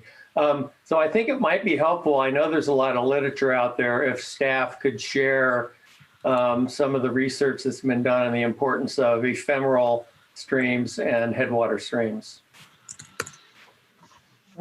We can come back in another memo with some of that. I'd also encourage you to take a look at Volume 3. We clearly define what is a stream that we would pick up in this, which would be something that does flow for a few weeks to months during the rainy season versus a drain, just a drainage that we would not pick up, which is something that only flows for hours to maybe a day or two after a rain event. Those are regulated under Title 24 that would not necessarily have an overlay zone versus what is truly considered a roadside ditch. So those are 3 different definitions that you will find in Volume 3. All right, thank you. And back to you, Mindy. Okay. So thank you, Daniel, for going over those. Let me go back. We have just one more slide here. So we do want to come back for another briefing to cover a couple more topics. We're going to keep doing our site visits. We definitely have them through the end of November. However, if we do get more of these requests to come back during the rainy season, we're going to have some of these then into December and January. And for those reasons, we are asking to postpone the December 8th continued hearing and to move it to February 23rd so that we can do this work and make sure we're coming back to you with a complete package. We would like to come back, though, in January or February, give another update on some topics and where we are with site visits. We could certainly at that point highlight some of these ones, Chris, that you're asking about, where we may not have agreement with all people, at least on what the feature is. Then we would have the continued hearing on February 23rd, followed by work sessions and a recommendation then into the spring. So that's the schedule that we're looking at this point. And we will end and say thank you. And if there are any other questions, I guess the only other thing I would say is if there's something that we didn't cover in the memo you got that you would like us to cover outside of septic systems, which we will bring back, please let us know so that we can include that in the next memo. Thank you very much, Mindy and Daniel. And the timing is absolutely perfect. So we look forward to catching up with you again briefly to continue our hearing and then to hear back on the site visits you've been doing. Okay, thank you. With that, we're going to switch gears once more to public testimony. This is going to be the tree code hearing. And this will be a joint hearing of the Planning Sustainability Commission and the Urban Forestry Commission. So for members of each commission, if you have not done so already, please, in your name, write either PSE or UFC so we know which commission you're representing. And for those in the public, welcome. I see that we have 18 attendees thus far. That's fantastic. I see that we have over 32 going to be commenting today. We recognize that there's been some challenge with technology and power outage and internet access. So if you have been stymied by that, we will still do public testimony today, but for those who might not work for, we were going to continue the written testimony until noon on Friday. When you do speak, we'll have 2 minutes per person. We have plenty of time for that. And for those who have not testified before, it's actually more time than you think. I will put my hand up when it's get down to 30 seconds left. Relax, take your time, and I think it'll work well for timing. To start off, we're going to do a couple of introductions. I'm joined by Vivek. Are you on the line here? I'm looking to see. I don't see him yet, but I just got an email from him, so I know he'll be on soon. He probably appropriately guessed that we might not be timely to get this started. Well, I'll start off with introductions then of the PSC members, and we've asked everyone to share their name and their affiliation and their favorite tree, given the topic here today. So I will start off and I'll call through our commission. I'm Eli Spivak. I'm a developer of small co-housing communities and affordable housing. And my favorite tree is the purple beech because it's the best tree to climb. And I will pass the baton to Steph. Hey, my name is Steph Rouse. I'm Vice Chair of the Planning Commission. My favorite tree, boy, I'll just go with the one in my backyard with this flowering cherry tree. Thank you. And I'll swing it to Chris. Thank you. Chris Smith, a member of the PSC. And I have a row of 3 street trees that are sweet gums that filter the light coming into my study where I'm taking this call, so I'm kind of partial to them. And I will go to Bruce Nelson.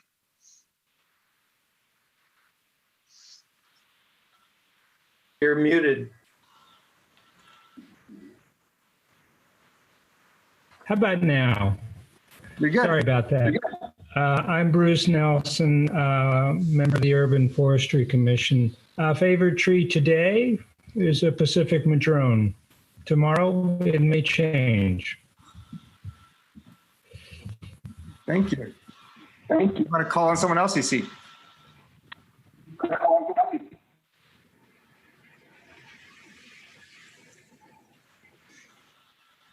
Okay, I'm not hearing a call, so I'm going to pass the torch to Katie. Yeah, Katie Larcell from PSC. Favorite tree, I don't know, but when you said it, I thought of Western cedars, because I always like when I'm hiking and you see the cedars, you know things have changed. Okay. And you want to share an affiliation? I forgot to mention that. Oh, Planning and Sustainability Commission, right? That's what you mean. So who has not gone yet? I'll go. Okay. Mike Houck, Planning and Sustainability Commission. I was tempted to say Western Red Cedar, but I'm going to say Black Cottonwood. Cottonwood. There we go, Ben. Ben Bortolazzo with the PSC. I was going to bring up a native species, but I'm going to say olive tree.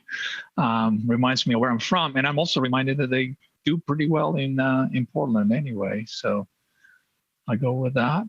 And that's, why don't you call? Oriana. Yeah, Oriana. Hey y'all, it's Oriana from the Planning and Sustainability Commission. I use she, her pronouns, and I would echo Bruce that my favorite tree is madrone. And Vivek? Hi everybody, Vivek Chandas, Urban Forestry Commission. Favorite tree is probably a blue oak because they're all lighting up on fire right now all over the Sierra Nevada. Mm-hmm. And I'm thinking about them a lot. Lorena?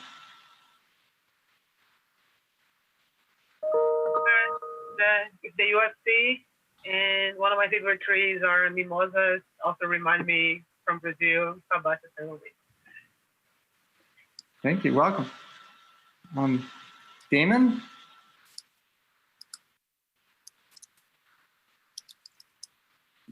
So my name is Damon Trosk. I'm with UFC, and my favorite tree right now would be Yellowwood. All right. Did I miss anybody? Jump on in. You missed me. This is Jeff Backrack. Hi, Jeff. Yeah.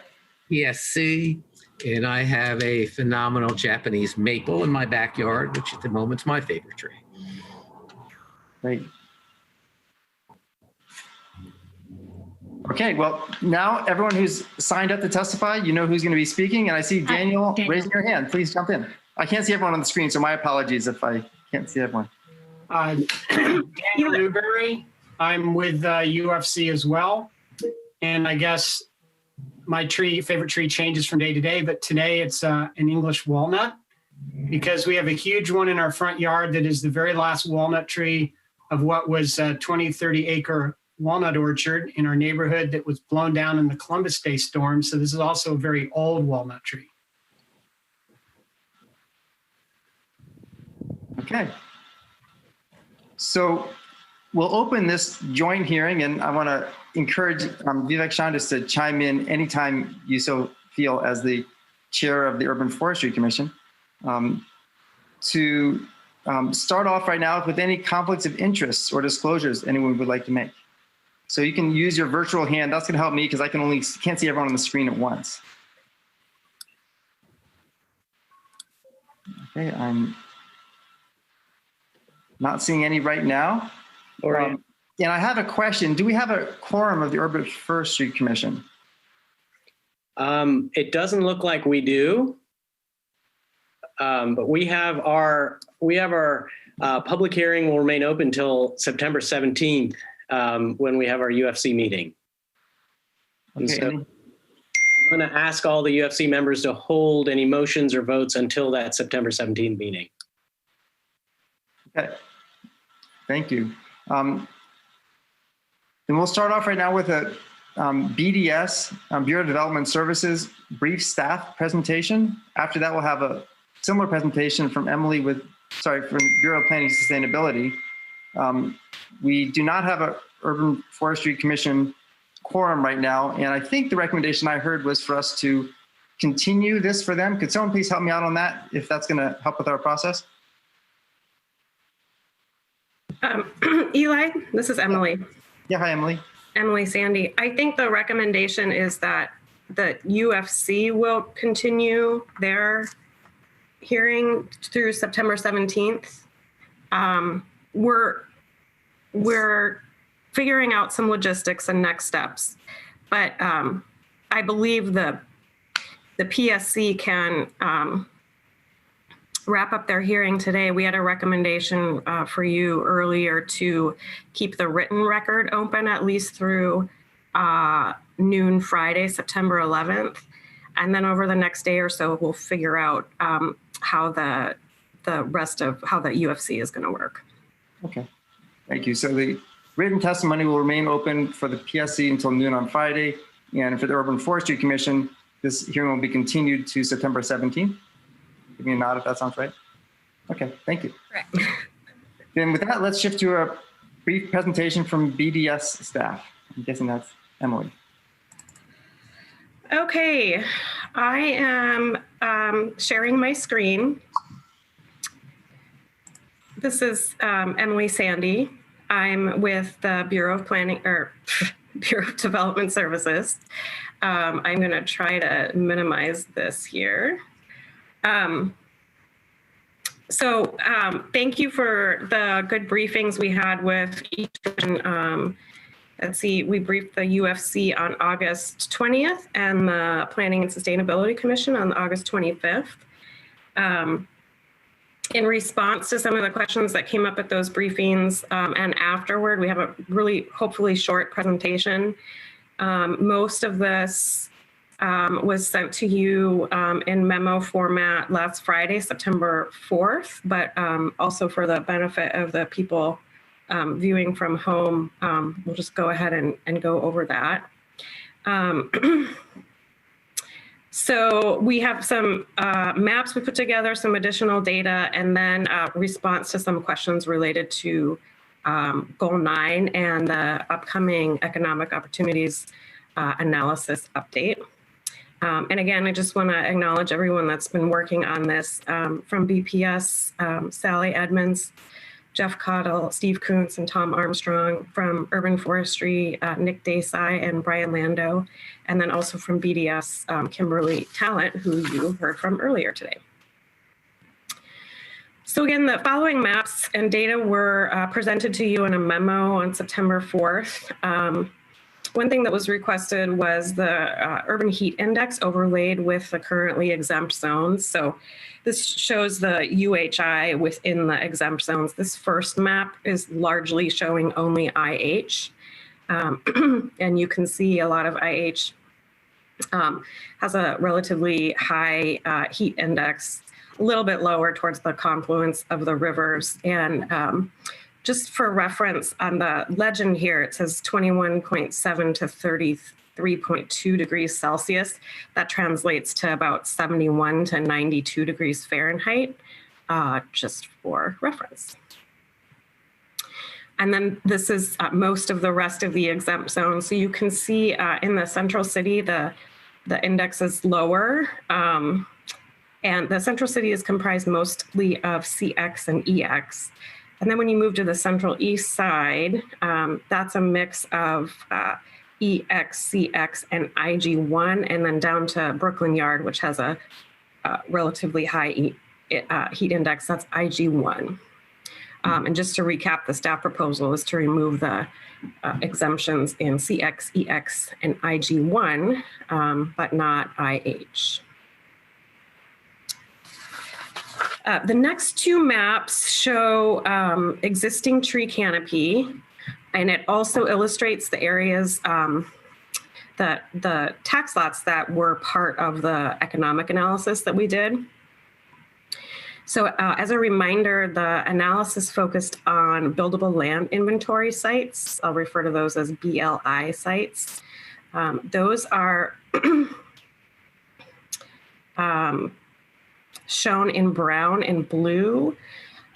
This section of the map actually doesn't have any blue lots. It's just brown. Those are vacant, underutilized lots. Let's see. And then the red hatched areas, which might show up kind of pinkish, are areas that actually have other environmental protections. I want to note that those are not included in the analysis because they are excluded from the BLI already. And then moving down to the central city area, this shows the same characteristics, but we've got IG1 shown in yellow, EX shown in purple, and CX shown in the pinkish salmon color. So together, these maps show where tree canopy is located. It should be noted that much of the tree canopy, especially in the central city, is probably street trees and park areas, which are not part of this project. And then this chart has some of the numbers that go with the previous two maps. So there's a lot of information to digest here. I'll highlight a couple of things. So there are 7,463 total acres in the 4 currently exempt zones. Of that, 1,488 are within the BLI that was analyzed, and they contain 253 acres of tree canopy. So all told, the BLI acres with tree canopy comprise 3.4% of the total acreage in the exempt zones. That's 253 acres of 7,463 acres. The BLI acres with tree canopy comprise 47% of the total areas of tree canopy. So almost half of existing tree canopy is within the BLI that was analyzed. Overall, tree canopy covers 6.8% of all IH zone sites, and 42.6% of that total tree canopy is located on BLI sites, so 157 acres of 369 acres. Tree canopy on IH zone sites in the BLI makes up 62% of the total tree canopy in all 4 of the exempt zones. Now, some of these areas are already subject to other environmental zone regulations, and that's highlighted in this table. So this chart calls out total acres of other environmental protections, and I'm using the phrase environmental protections, but that includes environmental overlay zones, greenway overlay zones, or river overlay zones. These areas, again, are not within the BLI, so were not analyzed. And as such, they're not expected to develop within the next 20 years. So 186 acres total and 152 acres within the IH zone specifically have tree canopy that's covered by other environmental protections besides Title 11. And putting this together with the previous chart, there are 369 tree canopy acres within the IH zone, which equals, which means that about 41% of tree canopy within IH is already protected by some other environmental protections. A couple other requests for information. The PSC requested disaggregation of the construction occupations from within the industrial employment sector as it relates to employment of people of color and people that are white alone. In the staff proposal and the previous presentations showed that industrial occupations as a whole employ 21% workers of color and 18% workers that were white alone. And this sector is notable because it's the only middle or high wage occupation group to employ more workers of color than those workers that are white alone. And then specifically within the construction subsector of industrial, construction employs 5% of workers of color and 4% of white alone workers.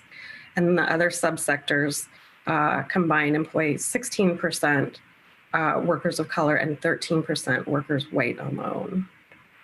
And then the members of both commissions also had questions related to Goal 9 generally and the upcoming economic opportunities analysis. So I'm going to pass this over to Tom Armstrong with BPS if he's ready to just address a couple of those. Yes, thanks, Emily. Yeah, we had sent in your packet 2 different memos outlining some of the concerns or trying to provide more information about Goal 9 EOA and the impact of the IH exemptions on opportunities for middle wage jobs. I think just for context, you know, the statewide planning goals provide the framework for our comprehensive plan. And I would note that, you know, in addition, statewide planning goal 9 is around the economy and economic development and job opportunity. There's also a statewide planning goal 10, which is about housing. And both of these goals are really foundational guidance for cities that, you know, the comp plan is supposed to be a 20-year plan, and you're supposed to demonstrate you have the development capacity to accommodate 20 years of forecasted growth. The conversation in Portland tends towards Goal 9, specifically around the industrial land capacity, because that is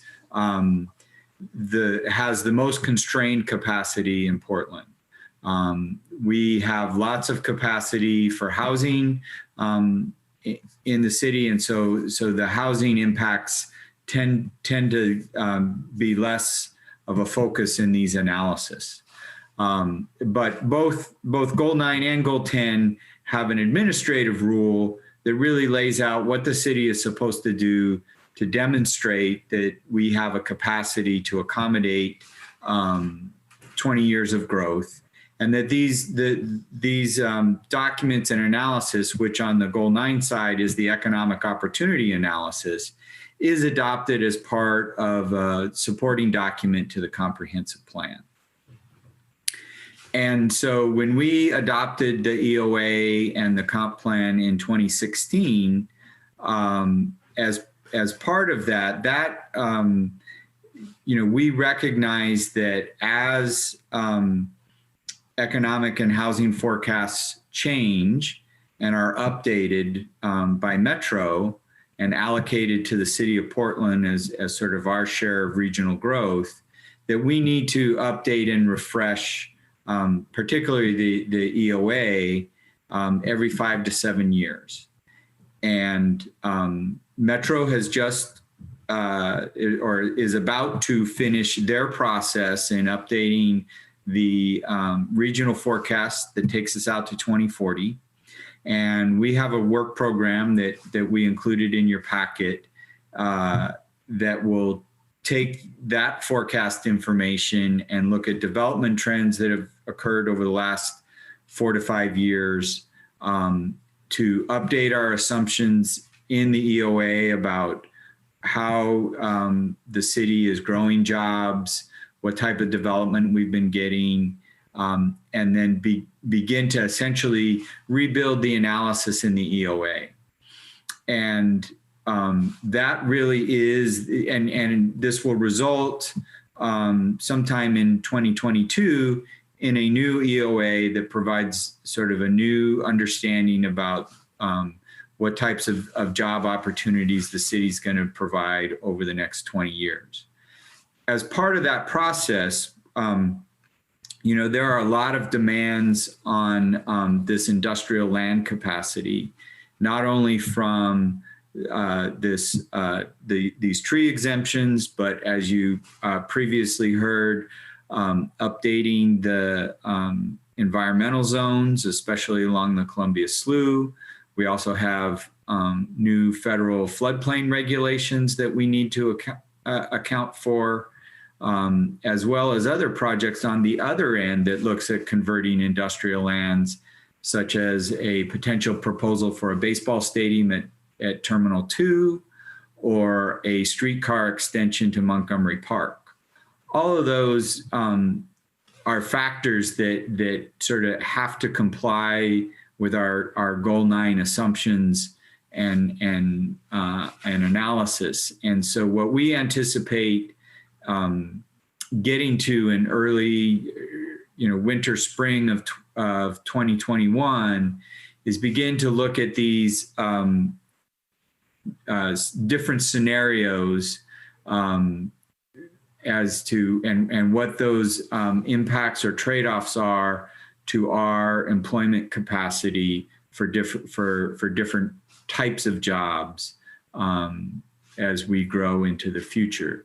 Because one of our main concerns is that as we limit or reduce the capacity for industrial jobs, where are people in Portland without college degrees going to find good employment opportunities? And there's some construction jobs, there's back office jobs, there's jobs at hospitals, but how can we create a strategy that provides a lot of opportunity for folks, and not just growing more high-end office jobs. And I guess what we're saying is that jobs come in many different colors, and we want to make sure that we're providing a range of opportunity. There was one specific question I wanted to address, which is how or when do we address or balance all of the statewide planning goals, because there are other goals that address air quality, Goal 6, or natural resources, Goal 5. And I would say that is done in the context of the comp plan, and that, when we're updating or amending the comp plan, such as through the EOA process, that's where you can begin to balance and look at, well, we want to grow these jobs, but it's going to have this environmental impact. So maybe we come up with a different strategy where we can provide some additional environmental protections for these reasons and additional different type of economic opportunity over here. the goal analysis rarely sort of is done on a case-by-case basis such as this, but it's within the context of the framework set by the comprehensive plan. And I think I'll leave it, in the interest of time, I'll leave it there and see if there are any follow-up questions, or we can bring additional information back for your deliberations. Thank you, Tom. I think I'm gonna, in the order of listening to everyone who's logged in, let's hold follow-up questions to the end. And for the two commissions, we will have a go-round once we've heard all the public testimony to share initial thoughts and pose questions to staff to follow up before we independently meet as commissions for our deliberation. So with that, I'd like to thank everyone for joining us once again. This is a joint hearing between these two commissions, so you don't have to testify twice. We'll be having 2 minutes of testimony each. If this goes smoothly, it'll be in thanks to Julie, Kat, and Steph, who are working behind the scenes. So all I have to do is introduce people and keep track of time. So as we do 2 minutes, I'll just put on my hand when we get to half a minute left, and you'll know to start wrapping up. So our first three testifiers are going to be Christine Buell, and apologies if I mess up names. Please open your testimony with your name. That'll be helpful for us. And Albert Kaufman, and then Ezra Hammer. But first, Christine Buell. Welcome.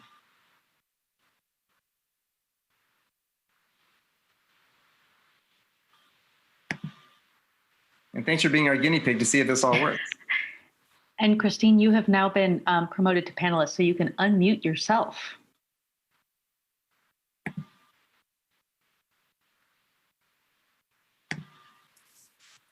I just unmuted you, I think. I think I just heard my name. Christine, welcome. Hi. You are, it's your turn to share your thoughts. Oh, wonderful. Okay. So thank you so much for allowing me to share my thoughts. My name is Christine Buell, and I'm submitting a comment regarding the changes to the tree code as both a Portland resident and as a member of the Forest Health Unit with the Oregon Department of Forestry.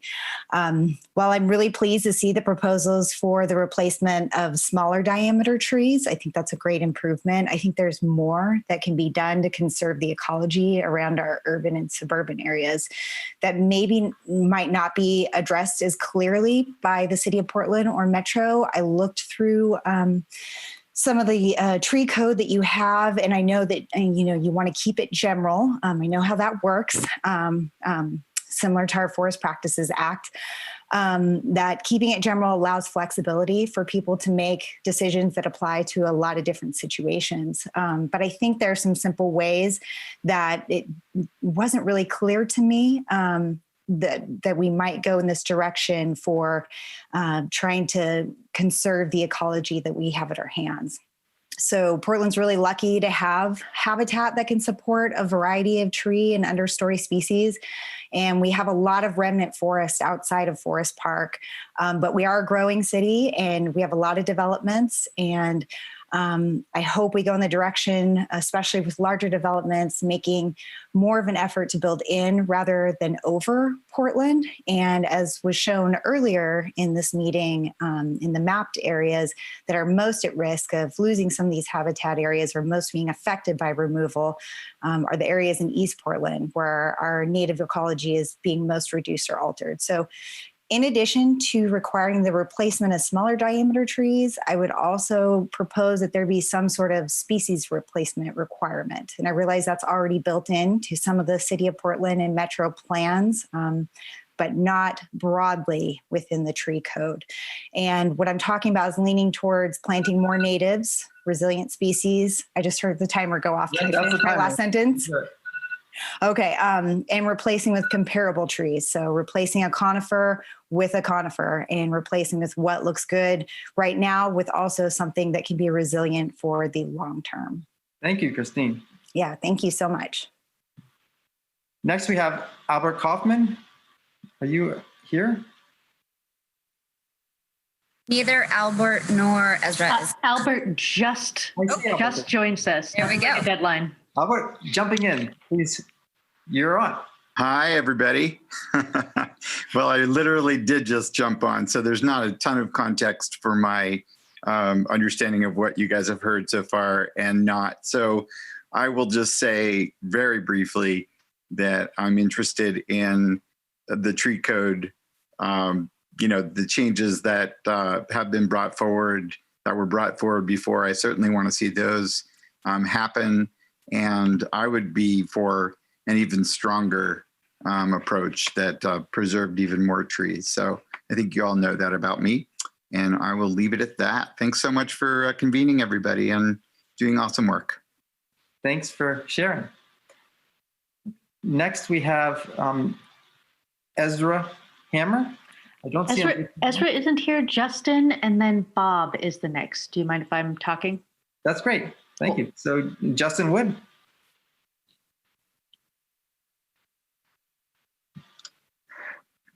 Can you hear me?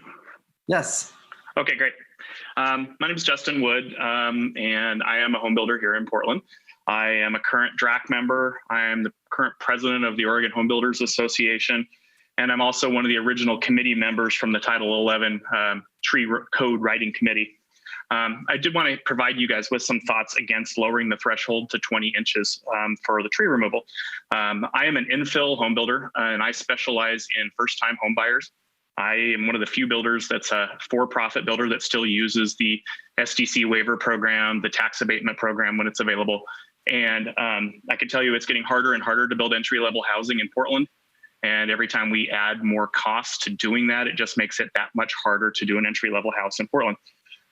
We're finding out that it's just becoming very difficult when you're already at $50,000 of permits and SDCs, and then you start adding on tree fees.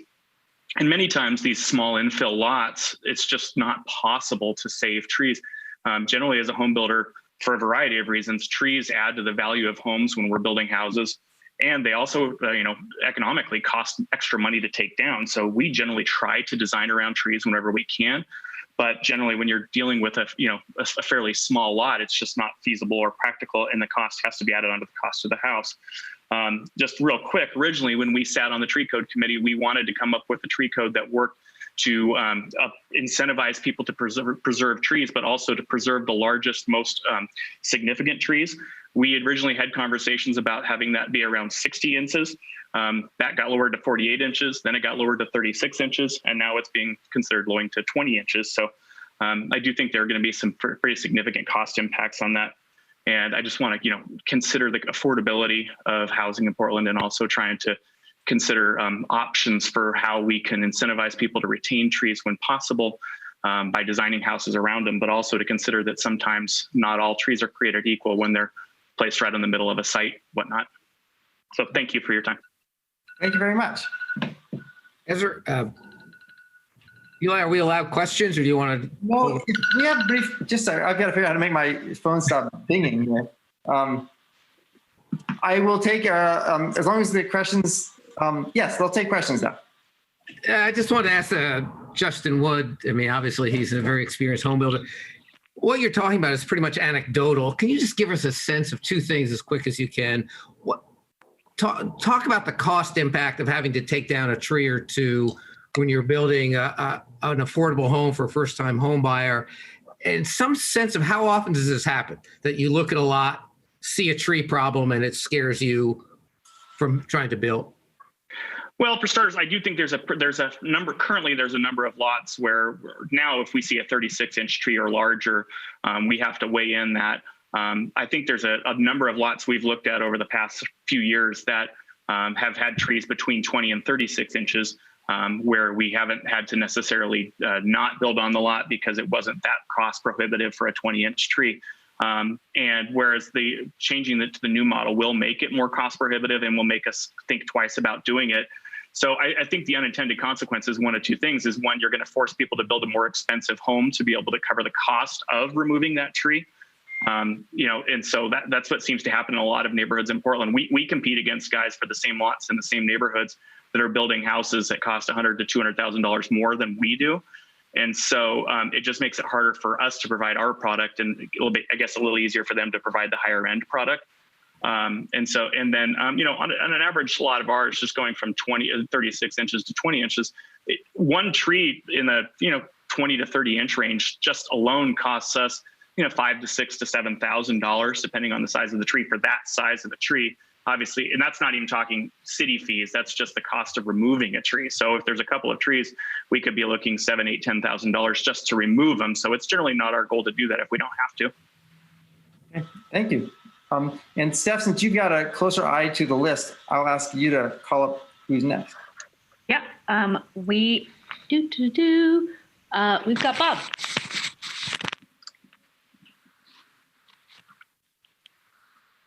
Bob Salinger? Yeah. I'm going to unmute you, Bob. Go for it. Hi, can you hear me okay? Yes. Great. Well, good afternoon. My name is Bob Salinger. I'm the Conservation Director for the Portland Audubon Society. We appreciate the opportunity to testify today. We support all of the staff recommendations. All the changes are being recommended and appreciate those recommendations. We think that it's important to lower the threshold for inch-for-inch mitigation down to 20 inches. That'll protect a lot more trees in our city and help us achieve our overall goals. We also support lifting the exemptions on industrial and commercial lands. The one place we disagree with staff recommendations is on heavy industrial lands where the exemptions are recommended to be retained. We believe those exemptions should be lifted as well. In fact, from an ecological perspective, those are the most important lands to lift the exemptions. Lands along the river and the slough are critically important in terms of protecting tree canopy from an ecological perspective. They're also critically important from an equity perspective. Many of those heavy industrial lands border neighborhoods that are lower income, higher minority populations, and tend to have higher heat islands and lower air quality. So it's really important to start to preserve and protect trees in those areas. It's also important for the workers in those areas. As has been noted, those jobs are often for folks that don't have a college education. Why are we relegating them to the worst landscapes in terms of air quality in urban heat island? So from an ecological and an equity perspective, it's critically important that we protect those trees. We would note a couple of other things. One, it doesn't require that the property owner actually retain the trees on site. You can mitigate off-site, so there's not necessarily any loss of industrial land acreage under this scenario. It's where possible, and where it's not possible, they can mitigate off-site. Second, we would note the city. Ask you to wrap up, knowing that we have. Okay, we note the city. We would note that the city has converted an awful lot of industrial land to other uses. They tend not to worry too much about Goal 9 when they're upzoning for commercial and residential, but when it comes to trees, Goal 9 gets invoked. And so we would encourage the city to lift that exemption. Thank you. Thank you for your testimony. Next, I believe we have, and forgive me, I will try to most faithfully pronounce correctly to the best of my abilities, Piper Wyrick, and after that, Aquiles Montes.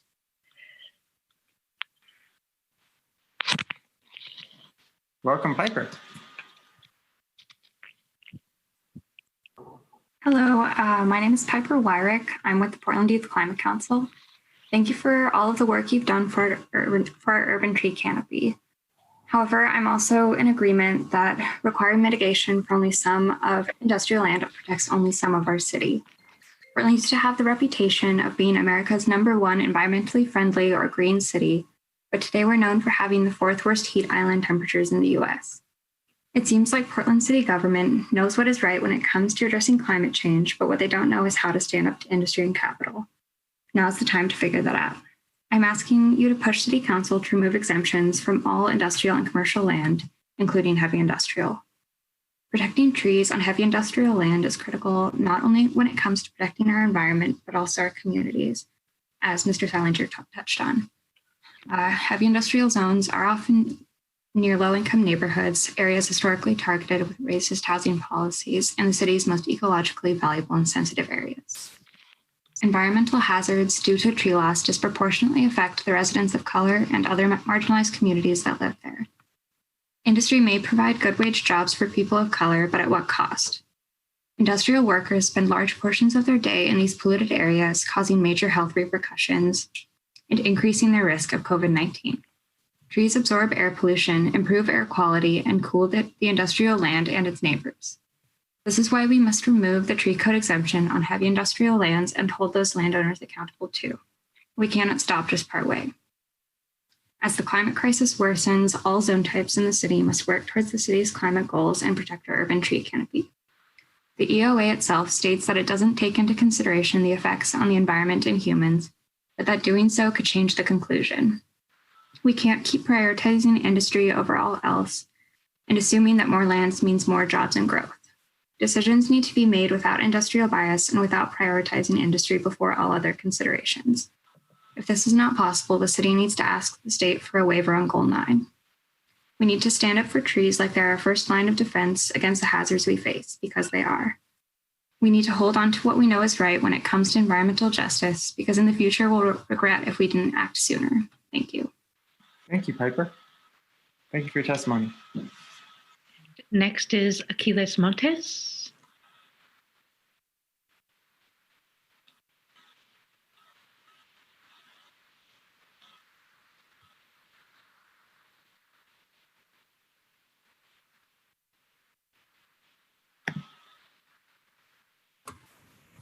Thank you for the opportunity.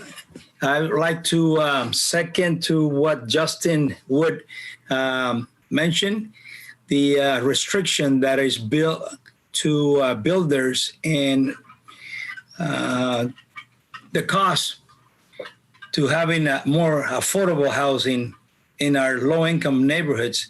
It's making them even more difficult. Speaking with many construction companies, owners, when they try to build some ADU, especially because I've been trying to build an ADU in my property, that is always coming up. The cost of removing a tree or the blocking on having a tree, it is very difficult, and it's making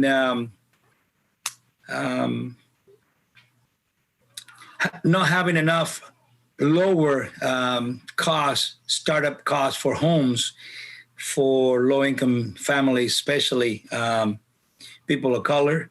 There's plenty of access to trees everywhere within the Portland city area, especially in neighborhoods with parks. So it is for you guys to try to consider not be able to put this continuous strain that is continue to happen in Portland for people to try to build something that is affordable. Thank you. Thank you, Aquiles. And next up, Faith Gavrishoff, and after that, Robert Gelbke. And Faith, I am promoting you now. Welcome, Faith.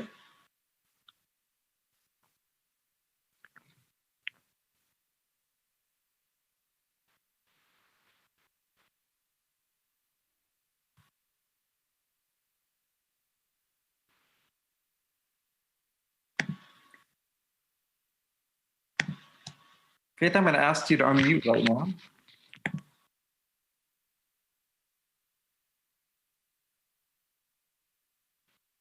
Are you there?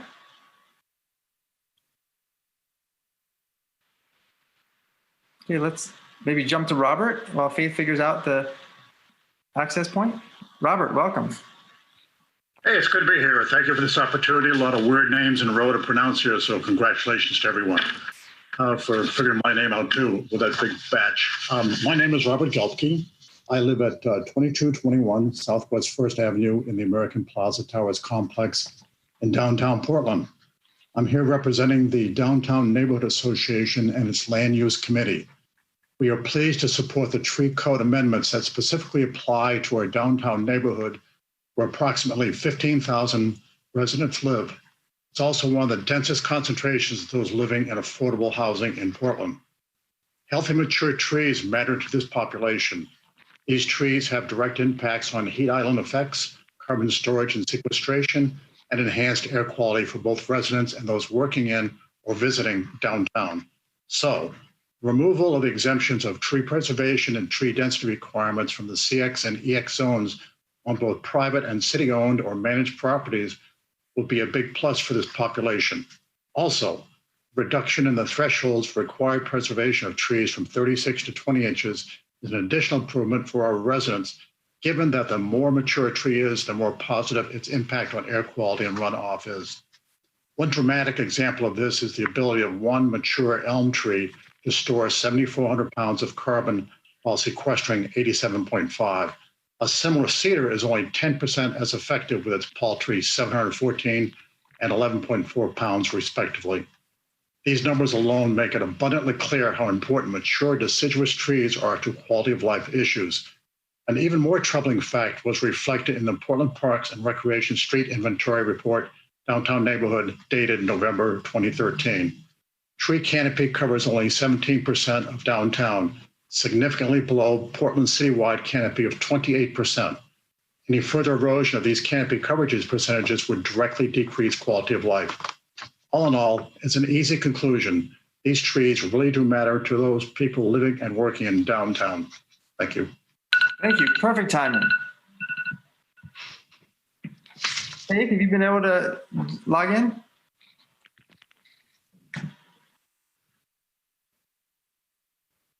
Okay, well, let's move down to. Okay. Sorry, next is Solomon Duke, followed by Michaela Manning. And Solomon, let me get you up there.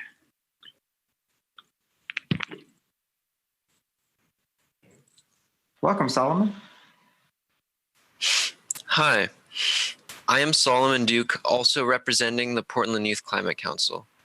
Our group and many others have been working towards a more environmentally just tree code for years. The good news is the city is proposing to remove the tree code exemptions for commercial and some industrial land, as well as lowering the threshold of inch-for-inch mitigation of tree removal. The bad news is that without removing exemptions on all zone types, including heavy industrial land, we're ignoring a huge piece of the problem. Can you imagine if the 1971 Oregon Bottle Bill, the first of its kind in the US to offer refunds for used bottles, had exempted all Coca-Cola products?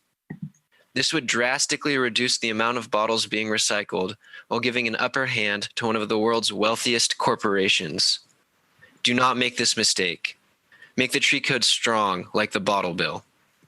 PYCC is here today to ask that you advise the City Council to remove all exemptions from commercial and industrial land in the tree code, including heavy industrial land.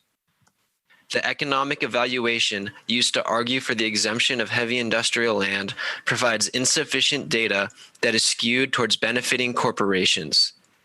It makes an oversimplified assumption that heavy industry would choose to pay a mitigation fee for every tree they cut, rather than planting new trees.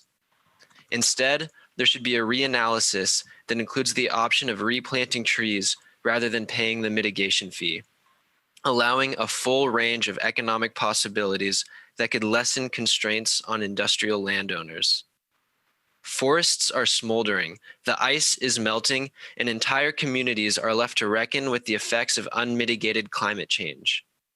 We shouldn't be doing just simple equations.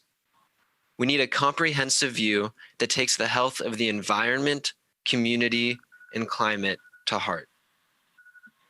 Thank you, Solomon. Next, we've got Michaela Manning. I'll pass my time to another person who has more to talk about. Okay, well, thank you, Michaela, for joining in. Next, we have. Next up, Faith, have you been able to potentially join us? Okay. How about Susan Harris, followed by Felice Kelly, and I will promote you both now. Thank you, Steph.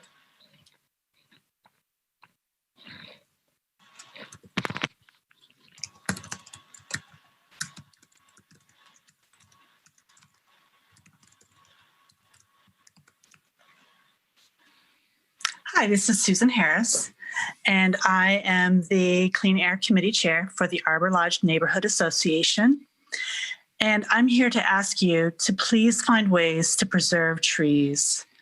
add trees that can support insects and birds, and help new tree plantings succeed in our neighborhoods. Trees absorb polluting gases and filter particulates out of the air. Air pollution, as you may already know, can cause cellular damage and inflammation throughout the body and has been linked to higher rates of diseases, including cancer, heart disease, stroke, diabetes, asthma, and other comorbidities. All of these conditions also increase the risk of death in COVID-19 patients. We need to do more now than ever to increase the number of trees in our neighborhoods. Please help. Thank you, Susan. Now, Felice Kelly. Hi, my name is Felice Kelly, and I'm here on behalf of the 350 PDX Forest Defense Team. I appreciate the ways that the tree code is being improved by the proposed changes, especially the necessary reduction in tree size threshold for required tree preservation from 36 inches to 26 inches in diameter breast height, which will help ensure that we are actually growing the tree canopy rather than losing tree canopy as we are now. However, our team does not support the exemption of the heavy industrial zone from the tree code. I think the analysis in the proposal is misguided in 3 ways. The first is that the analysis pits jobs against responsible stewardship of a city resource and produces a false choice. It extends the paradigm that maintaining basic environmental integrity is an optional add-on to doing business, while we need to analyze it as a fundamental part of business responsibility, like paying taxes or ensuring worker safety. Second, the analysis focuses on the need to meet the requirements of State Planning Goal 9, ensuring land for development, while not addressing the impacts of the exemption on State Planning Goal 6, which governs air quality, including thermal pollution, and states that rules and implementation plans should not degrade those resources. Mr. Armstrong said that in this analysis, that it isn't a balancing act between these 2 goals, but it seems that a balancing act is what is being done in this analysis already. And so I think that State Goal 6 should be addressed more completely given the city's pronounced heat island effect. Third, the exemption will exacerbate tree inequality along socioeconomic and racial lines. The large area excluded sits adjacent to already tree deficient neighborhoods with higher proportions of residents of color and lower income residents of Portland. Given the shortcomings of these analysis and the need to promote tree equity in the city, I urge the Bureau to ask City Council to apply the tree code to the entire city. Thank you. Thank you very much, please. And next up, we have Barbara Wharton, and after that, Jean Gallick. Welcome, Barbara.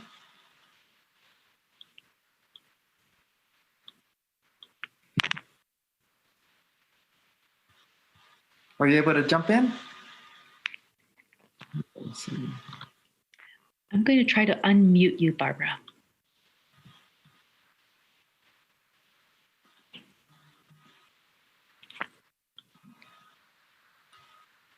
Should we jump forward to Jean?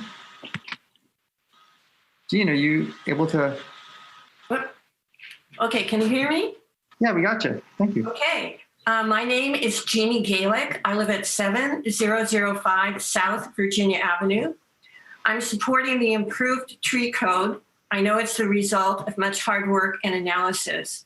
However, a major loophole exists which needs to be closed. I urge commissioners to remove all exemptions, including heavy industrial zone. Again, the pitting of tree preservation against employment goals is a false argument. Trees not only improve conditions for workers, but for the adjacent communities. They help to reduce heat islands, they reduce air and noise pollution, and they provide shade, plant, and wildlife habitat.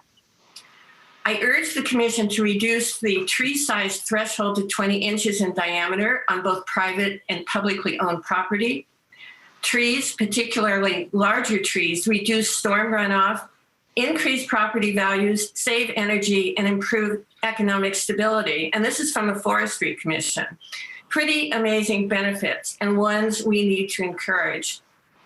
Through equity, climate, and economic lenses, the benefits of trees are clear. Removing zone exemptions and lowering the tree diameter threshold will help us achieve a healthier community. Thank you. Thank you, Jeannie.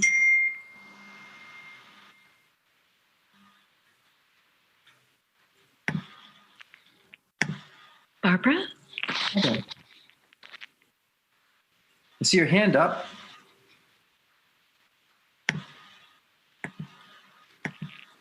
Looks like we're still having technical issues with, so Barbara or Faith? Oh, I see. Barbara, I can see you now. We can't hear you though. It was a moment.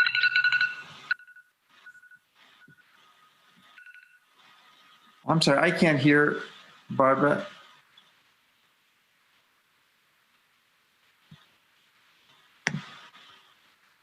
Let's jump to our next folks. And Barbara, if you manage to make noise, we'll all switch back to you. So can we invite in the next two people? It looks like that's Ted Labby and Micah Mescal.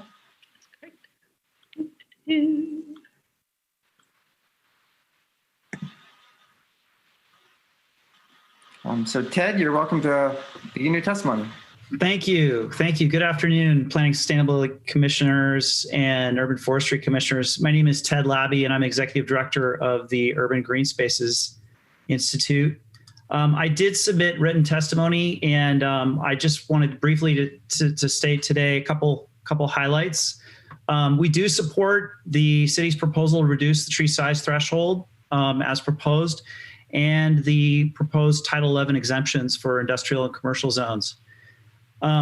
Similar to earlier folks that testified, we strongly urge the commissioners and staff to reconsider this proposed approach to continue with exempting the heavy industrial zone.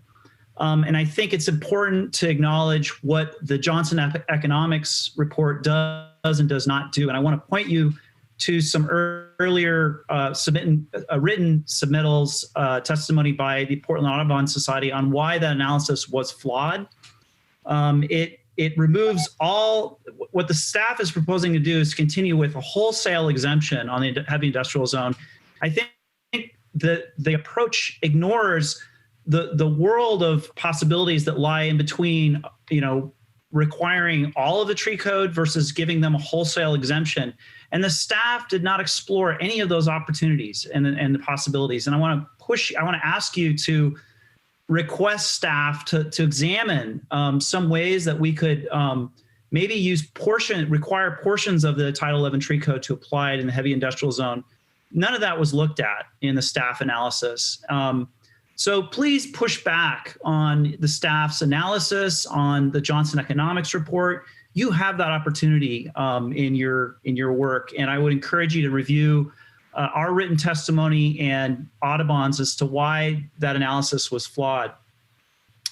I think in closing, I'll just ask you, why should compliance with Goal 9 negate all the other city goals? And why earlier did Mr. Armstrong suggest that the balancing act that we have to play only was applicable during the comp plan review phase? Every day with every issue that comes before the PSC and the Urban Forestry Commission, you're asked to balance competing goals of the city. And I think it behooves you to think through these competing goals carefully in your recommendation going forward. And thank you for your work. Thank you for your testimony. We next have Micah Mescal. Yes, can you hear me? Yes, welcome. Hi, my name is Micah Mescal with Portland Audubon. I'm going to be brief as my colleague Bob testified earlier. I just thought I'd add a few things. I think the maps that staff Emily Sandy presented at the beginning of the hearing make some of the Portland Audubon's points greatly. The Heat Island map that showed the especially heavy industrial as the hottest neighborhoods. And adjacent to those are the Kenton neighborhood, St. John's neighborhood, and Portsmouth neighborhood. And so those are adjacent and thus feeling the negative effects of that current exemption.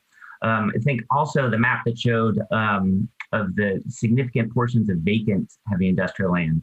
And I'll tack that back to our argument we make in our written testimony about the Goal 9 and how the city should be prioritizing not protecting additional heavy industrial land, but focusing on redeveloping and cleaning up our current heavy industrial land. So instead of vacant lots, we can actually have jobs on those in those spaces with trees.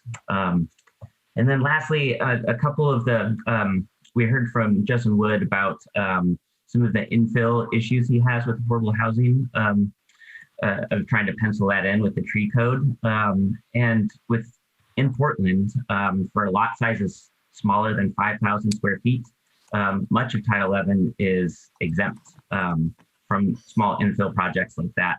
And additionally, City Council passed with the big tree amendments, some affordable housing exemptions that make it easier for developers who are developing truly affordable housing to do so without having to mitigate large trees. So yeah, and that is the end. Thank you. Thank you, Micah. I failed to give you a warning, but you were just on time. That is the end of our list, but we know some people had attempted to sign up and might not have been successful in the first try. It looks like Barbara Wharton's ready. Yeah, Barbara, would you like to try again? Yes. Fantastic. You can hear me. That's great. I thought I dialed in by phone, but it didn't work. So we'll try the computer. Thank you. My name is Barbara Wharton. I am testifying today on behalf of Trees for Life, Oregon. We support the proposals to reduce the inch per inch fee threshold from 36 to 20 inches. We also support removing the exemption from tree preservation and tree density requirements in general industrial, central employment, and central commercial zones. However, like many of the participants today, we do not support retaining the exemption from these requirements in heavy industrial zones. Leaving this exemption intact flies in the face of the city's equity goals that leaders say they are prioritizing. In the zoning code, Title 33, heavy industrial zones are already off the hook when it comes to the minimum landscaping requirements that the zoning code says apply to, quote unquote, all employment industrial zoned lands abutting R zone lands to provide buffering and promote the livability of the residential land.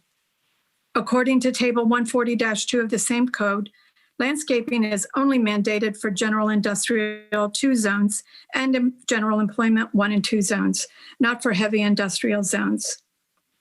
By exempting heavy industrial zones from both minimum landscape and tree preservation requirements, the city would send this message: we don't much care about the health and equity of life for the generally low income and minority residents living in the neighborhoods adjacent to heavy industrial zones. We believe that due to pressure from industrial interests, the city unwisely chooses to maintain the heavy industrial zone exemption for tree preservation and density. Minimally, city leaders should compensate nearby residents by committing to creating meaningful green space with room for large form trees in neighborhoods adjacent to these zones. Thank you. Thank you, Barbara, and thank you for your persistence. Are there any other people who have attended who have not been able to speak yet? I'm not seeing any. Do you see any, Steph? Faith, can we give it one more go?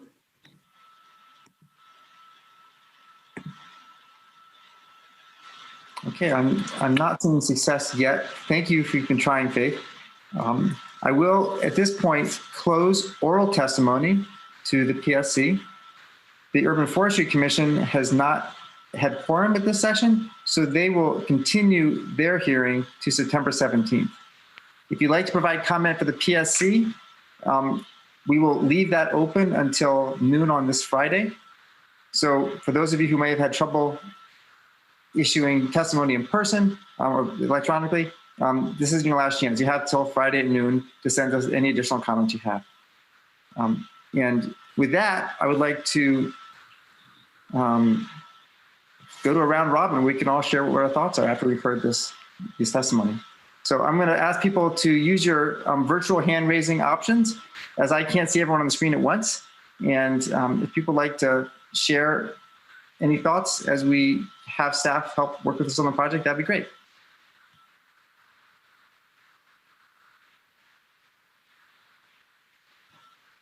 I'm not seeing any. I've got a couple.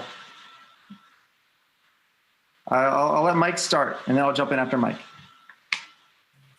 Okay, well, first of all, I was really impressed with both the written and the oral testimony. I read through all the written testimony. There were 97 people who supported staff proposal and in removing the exemption from IH lands, which was definitely the preponderance of oral testimony as well.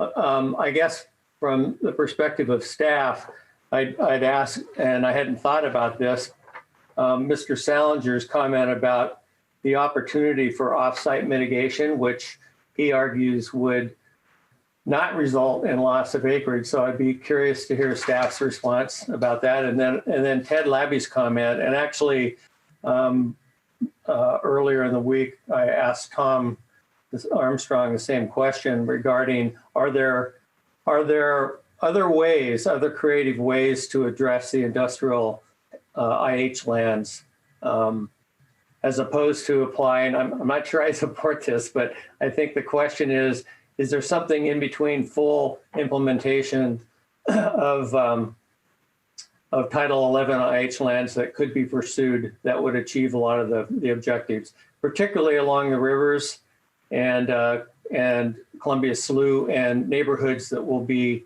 impacted?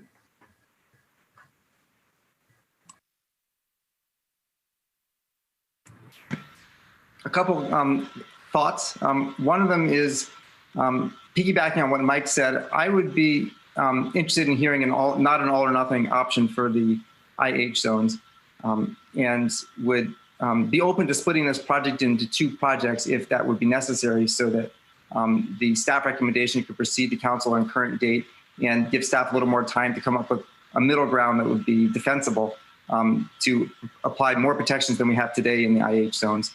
And I also have a thought from the home builder's perspective of that there may be, I've seen some sites on site visits that are entirely wooded in zone multifamily, where I think it might not be possible to build the site without under these rules, and where even if, and so I appreciate that these rules are set up to incentivize the preservation of 36-inch diameter plus trees, but there may be sites that you preserve all the trees of that size, and you may still have quite a few trees that are 20 inches or larger, and you'd be paying a huge amount for those. So I might ask staff to see how common those sites are and perhaps have language to address those situations. I think it probably doesn't happen that often. So I'm going to go now to Katie Larcell. After Katie, Chris Smith. Yeah, thank you. I was aware of the fact that middle-income jobs are kind of a disappearing breed, and that they were the first line of jobs for folks that are, high school diploma and not college. So I'm pretty protective of them. I've been feeling like I would probably vote to maintain that exemption. I would be interested in finding out if there was other third ways through that. But that's kind of where I am right now. I feel like we need, as the city of Portland needs a resilient economy. And if you have everybody doing, if there's only restaurant and then higher end office jobs, then you don't have a resilient economy. And so, I mean, that's kind of where I'm going and thinking. So just wanted to state that. You can try and convince me otherwise. That's all. Oh, Chris, thank you, Katie. Mm-hmm. Okay. Thank you. I'll echo the comments for Mike about being interested in a solution that kind of addresses the borders around IH where it intersects neighborhoods or other critical uses. I guess in the big picture, I want to make sure we don't, miss the forest for the trees in this case. We don't know how we're progressing on our overall canopy goals because we won't do the next big survey until next year, I think. So I feel the lack of that information.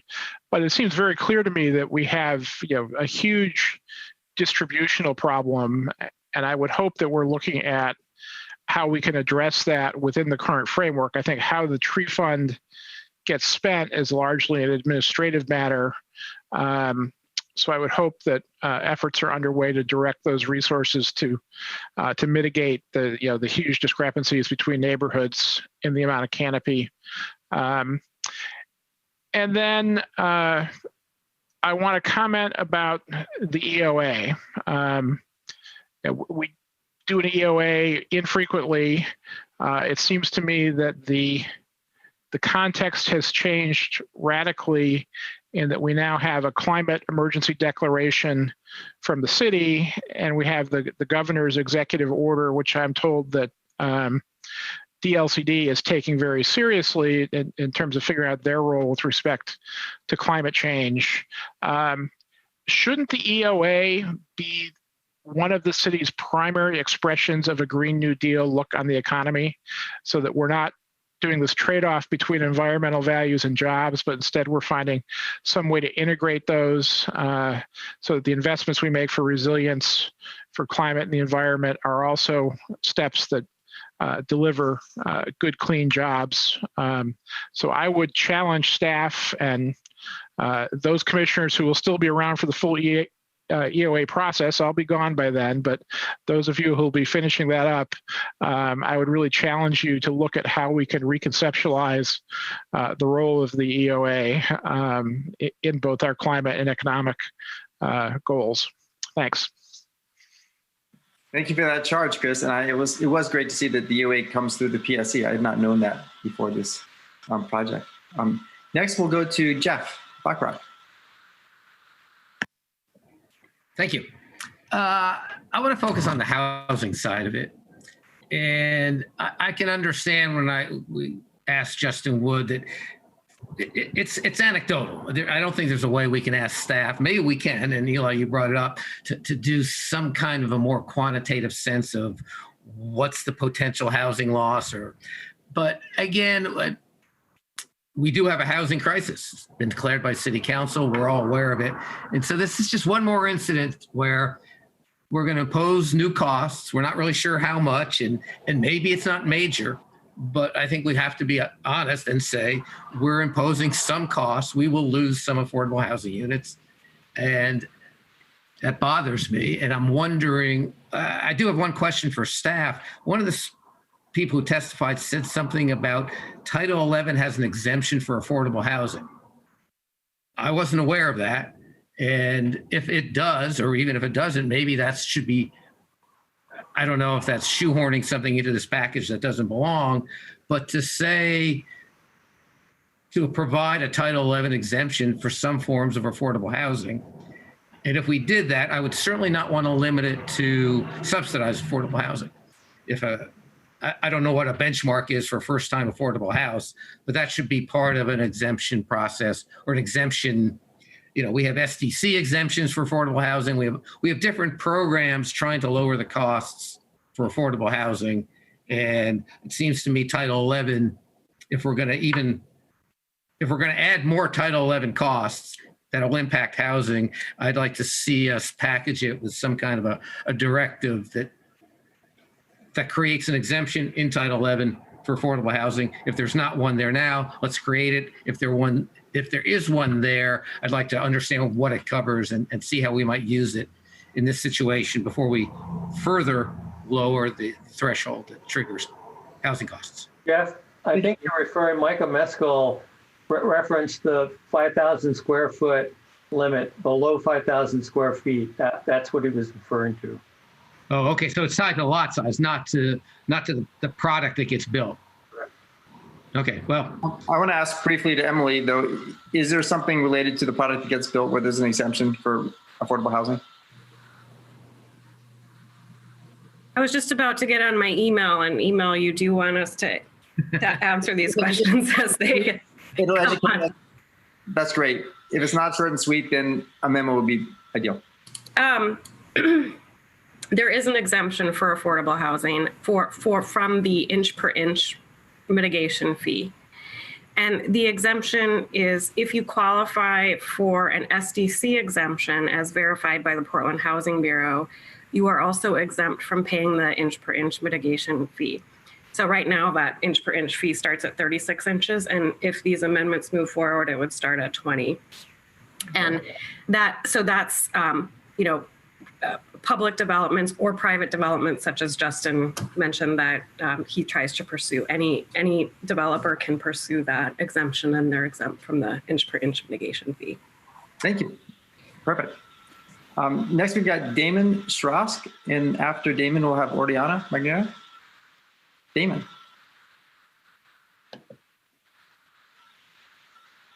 I'll need you to unmute. Perfect. Thank you. It was a matter of time before I did that. Yep. So yeah, I was going to bring up the fact that yes, there is a exemption for affordable housing. There was a lot of great comments in the public testimony. Just wanted to recap some of those. The amendments or the waiver for truly affordable housing. Some of the other things that we looked at from the housing perspective, there was some fixation on the fact that you had to remove a tree. You can't build around these trees. I am a consulting arborist.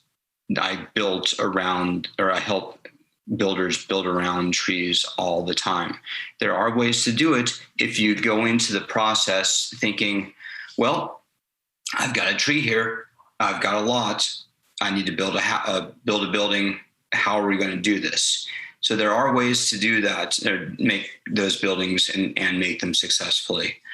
The other thing that happens is once you remove that large tree, that even the 20-inch tree, you remove that space for a tree. You're putting a house on it, you're building a structure on it, and that space is never going to be a tree again. So we need to look at ways to preserve those trees. And I believe that this reduction of the threshold to 20 inches is going to not enforce that. It's not that you have to pay money for this. It's going to incentivize builders to get a little more creative, a little bit more adaptable in how they do the things, and also put trees maybe a little bit more at the forefront of what they're thinking about when they're looking at a piece of property. On the IH middle ground, I come from a background with dealing with wetland work, and and other preservation work, and mitigation banking is a huge thing that I think could be successfully done.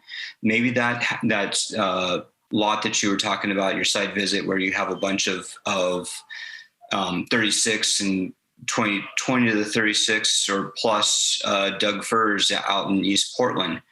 Maybe the best thing isn't to build a house there. Maybe the best thing to do is to set that lot aside as an open space that everybody can enjoy.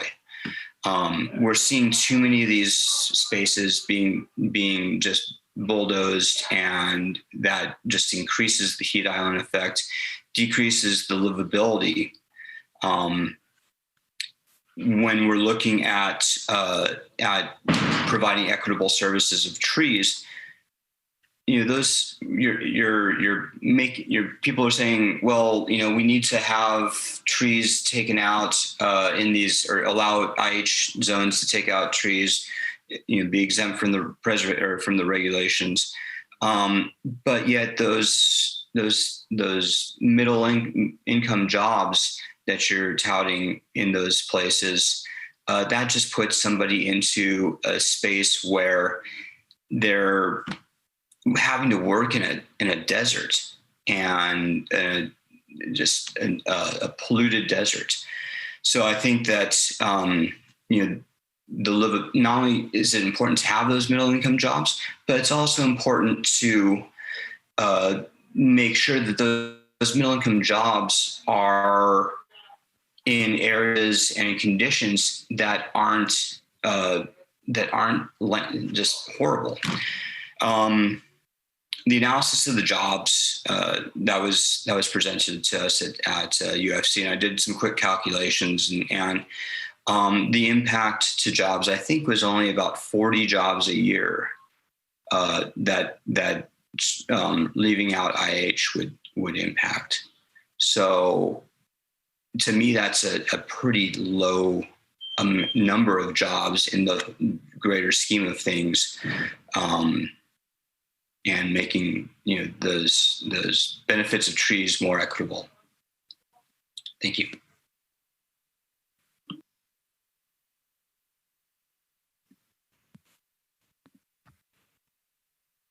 Oh, thank you, Damon. And Oriana. Yeah, so I think it's just worth noting something that popped up in Micah Mescal's testimony that's significant to me, which is he had noted that strip of land in North Portland that is potentially impacted through the IH zone is proximal to the Kenton and Portsmouth and St. John neighborhoods. I live in the Portsmouth neighborhood, and I drive by that corridor on Columbia where all that industrial land is. And it's very stark because there are, in certain places, are a lot of trees on the more residential side, and I think it's city land because there's a bike path that are starting to mature and provide some cover. And then on the other side, it's pretty bare. And I think that's just emblematic of where this challenge exists for communities. And then thinking about Cully, where when I went to an office I used to work, where our office was on Columbia Boulevard, which is right by the rail tracks and near the airport and near the industry in Cully.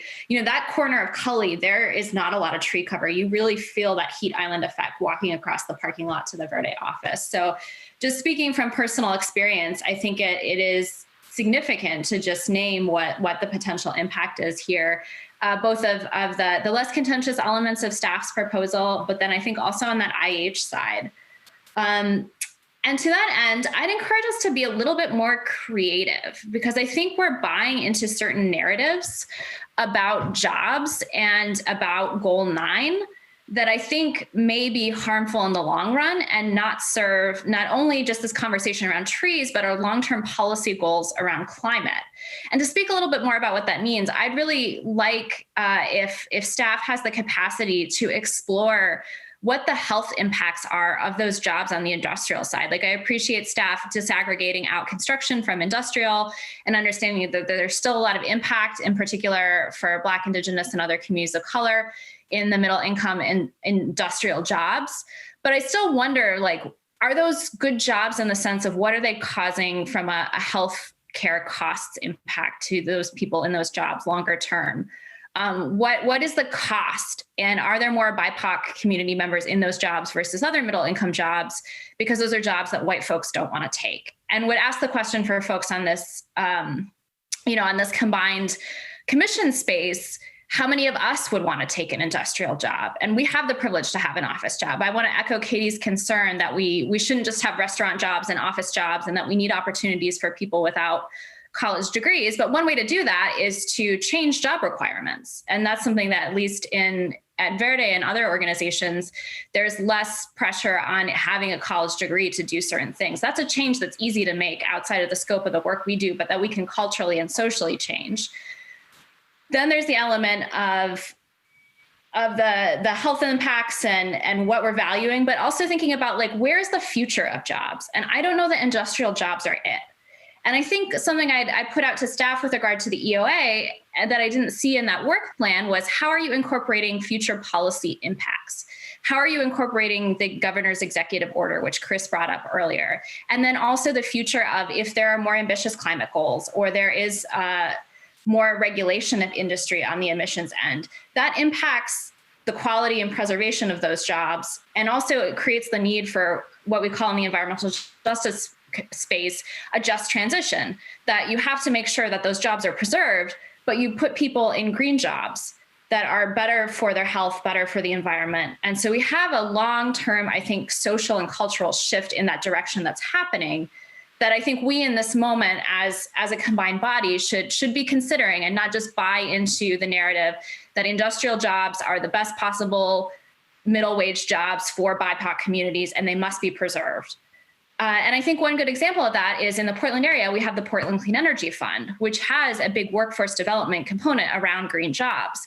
Community-based organizations like Verde will be doing projects that are creating jobs in our communities in the way that Verde has done through social enterprise for years that are better and healthier jobs for communities. So I think I just want to stress that need for creativity and not to get bought into this narrative we have in the state around buildable lands and Goal 9 and industrial land and what it means. And also just that threat that a business is going to take away jobs if it has to, preserve trees or pay some sort of mitigation fee. That's still a choice that a business is making. And a business has to make the best decisions for its bottom line, but that's also not valuing the humans who work for that business and not valuing the salary of the people at the top of the business versus the middle wage jobs. Again, these are choices that are being made that aren't necessarily in our control, but can socially and culturally change.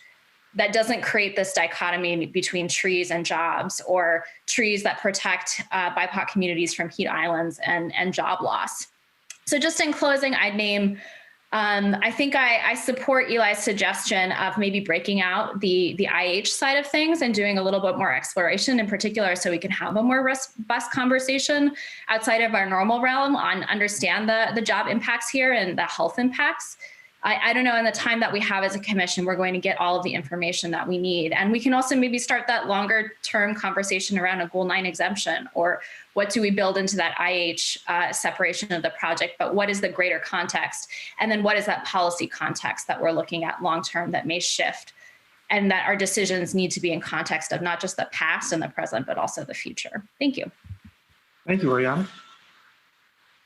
Next, we've got Bruce, I see your hand up there. I'm going to go to a couple more folks, if that's all right, but I can see your real hand in addition to the virtual ones up. So I've got Daniel Newberry and then Lorena Nascimento, and after that, Ben Bortolazzo. But Daniel, jump on in. Okay, thank you. Thank you, Eli. A few things I'd like to bring up. And I guess the first is to echo what a lot of people are saying. We seem to be focusing so much of this conversation about whether or not the exemptions are going to go through based on the economic analysis. And as some other people have pointed out, there are really a lot of other issues going on here. The climate issues, the equity issues. And I think we really do need to focus more on the big picture. And, one thing that just really jumps out is if the thing that's really standing in the way of us moving forward with the original proposal, which is the removing exemptions for industrial and commercial zones, why doesn't the city ask the state of Oregon for an exemption from Goal 9? I mean, exemptions have been asked for by cities and counties all over the state to various state rules. If that's the only issue, let's recommend that the city apply for an exemption. The thing that really jumps out to me, though, has to do with equity concerns. If you look at what's been going on in the city of Portland for the past few years, all of the bureaus are requiring their employees to take equity trainings. You hear about equity all the time. But here's an example of something that we can do to help take apart one little piece of structural racism. And I think if we throw it away just because we're saying that it's going to prevent some jobs potentially from happening, and these are not jobs that are there now that are going to be taken away. What we're saying is that potentially 40 industrial jobs a year, if those lands get newly developed, might not happen. So I think we really need to really look at the bigger picture here. And if you look at all these exemptions that we're talking about, IH land is the biggest piece of all of those. So if we take that out, we're really not doing that much when it comes to the overall tree canopy for the exemptions. The other thing I'd like to point out, just because I heard that Johnson Economics was doing the economic analysis here, I was part of a group in the city of Milwaukee a few years ago where they were looking at some of the same issues about trying to increase jobs in industrial zones. And one of the trends that came out of that economic analysis were that there's a trend in the industry toward a higher density of industrial jobs in industrial space because a lot of industrial owners are subdividing pieces of their warehouse for smaller new startup industrial businesses. So I think the city could potentially not be losing any industrial jobs just because of a natural change in industrial job industry. So that's something I would like to maybe ask staff if they could look into. So thank you very much. Thank you, Daniel. Lorena? Hi. So I think it's great. Like this proposal is a big step increasing reducing the DBH of the protected trees, and then also creating the exempt for industrial. But I think that for planning for the future, thinking about like green economy that promotes more equity, access to ecosystem services, we need to be more radical. And I think that including the removal for the heavy industrial areas, because they are they are more critical for key islands, air pollution, loss of biodiversity, public health issues. And I know it impacts the economy, but if you think in the long term, it can also like promote more climate resilience for people that are living close to heavy industrial areas, for the working class, working in heavy industrial areas, for minorities. And one way to think about that is to work with these industrial and commercial associations and see how they can re-educate themselves and how they can plan for more green future, more like green economy. And because it doesn't mean that they don't need to exist, but just renewing their values, having their tree. Why not having like exempt, like having trees on property? So just to review like how they should more like for more like a environmental, like economic and environmental planning, and so we can both have like industrial areas with like green, like, and then I'm a little nervous, sorry, but yeah, but thinking in the future, in a longer term, investing in trees in these areas, also investing more climate resistance. Thank you. Thank you. Lorena? I've got Ben next, and after Ben, we'll go to Bruce, and then Steph, and then Kat. And that's all I have on the list right now. So if you're a member of either commission and want to chime in also, please do so. So let's go to Ben. Thanks, Eli. In my mind, a lot of what I heard tonight has to do with balancing competing goals. So I'd like to frame my comments, under that lens.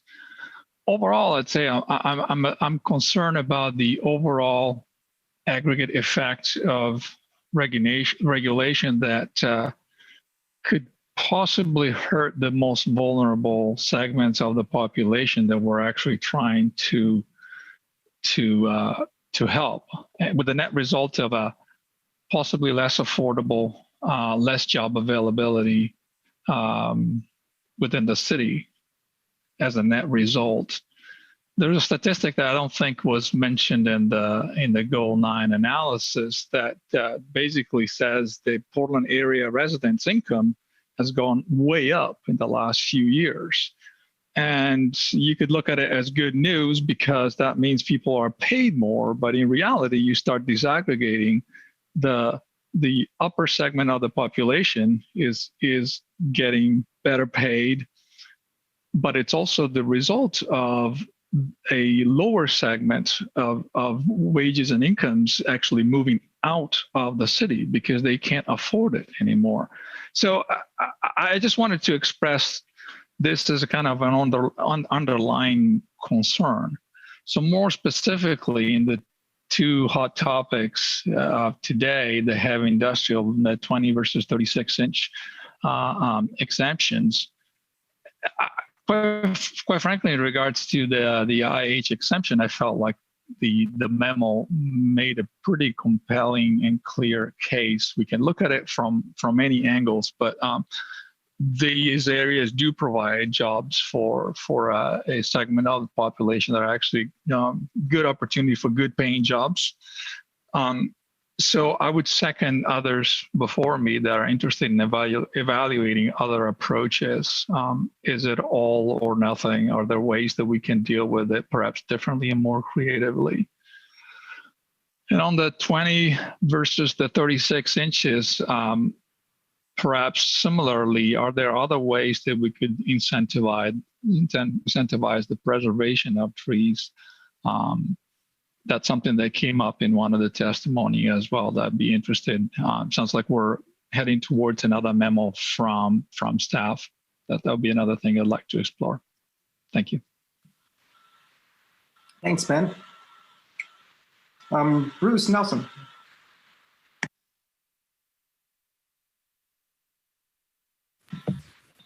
My comments specifically deal with the heavy industrial exemption. In the information that I think was presented as part of the comp plan, it showed that in industrial is basically going down, and that this might have been for the transportation, cargo and value added is going up. So many of these heavy industrials, they are creating less jobs and they're making more gross revenue. So my question is, does that mean they don't have any money to put into any of these environmental issues? They don't have money to put into any landscaping. They don't have money perhaps to pay mitigation fees for a few trees they need to remove. I would hope that the leadership of heavy industry in Portland, many people within that group probably really enjoy hiking. They enjoy the ocean, and they enjoy a lot of wonderful environmental benefits. I would hope they could put their creative energies together and show Portlanders how they, on the property they run, will show some stewardship and some leadership. Show us what they can do. If they don't want regulations, show us what they can do. Thank you. Thank you, Bruce.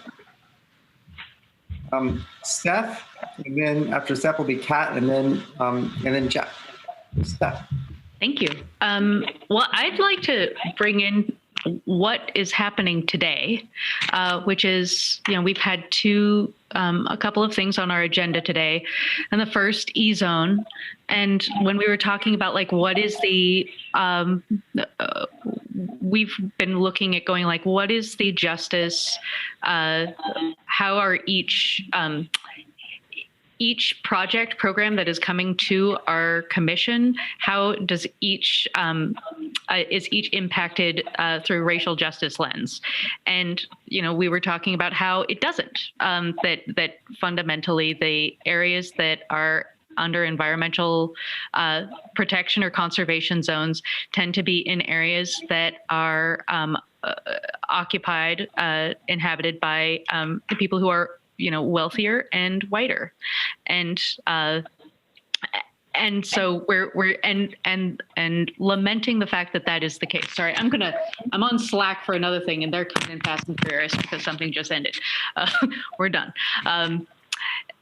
So there's that, and now we have Title 11, which is the potential answer, which is we're preserving tree canopy, and so I find it really important that we recognize that there are two projects, one of which is talking about the existing tree canopy, and one that we're talking about the potential for observing, increasing a tree canopy and preserving what we have.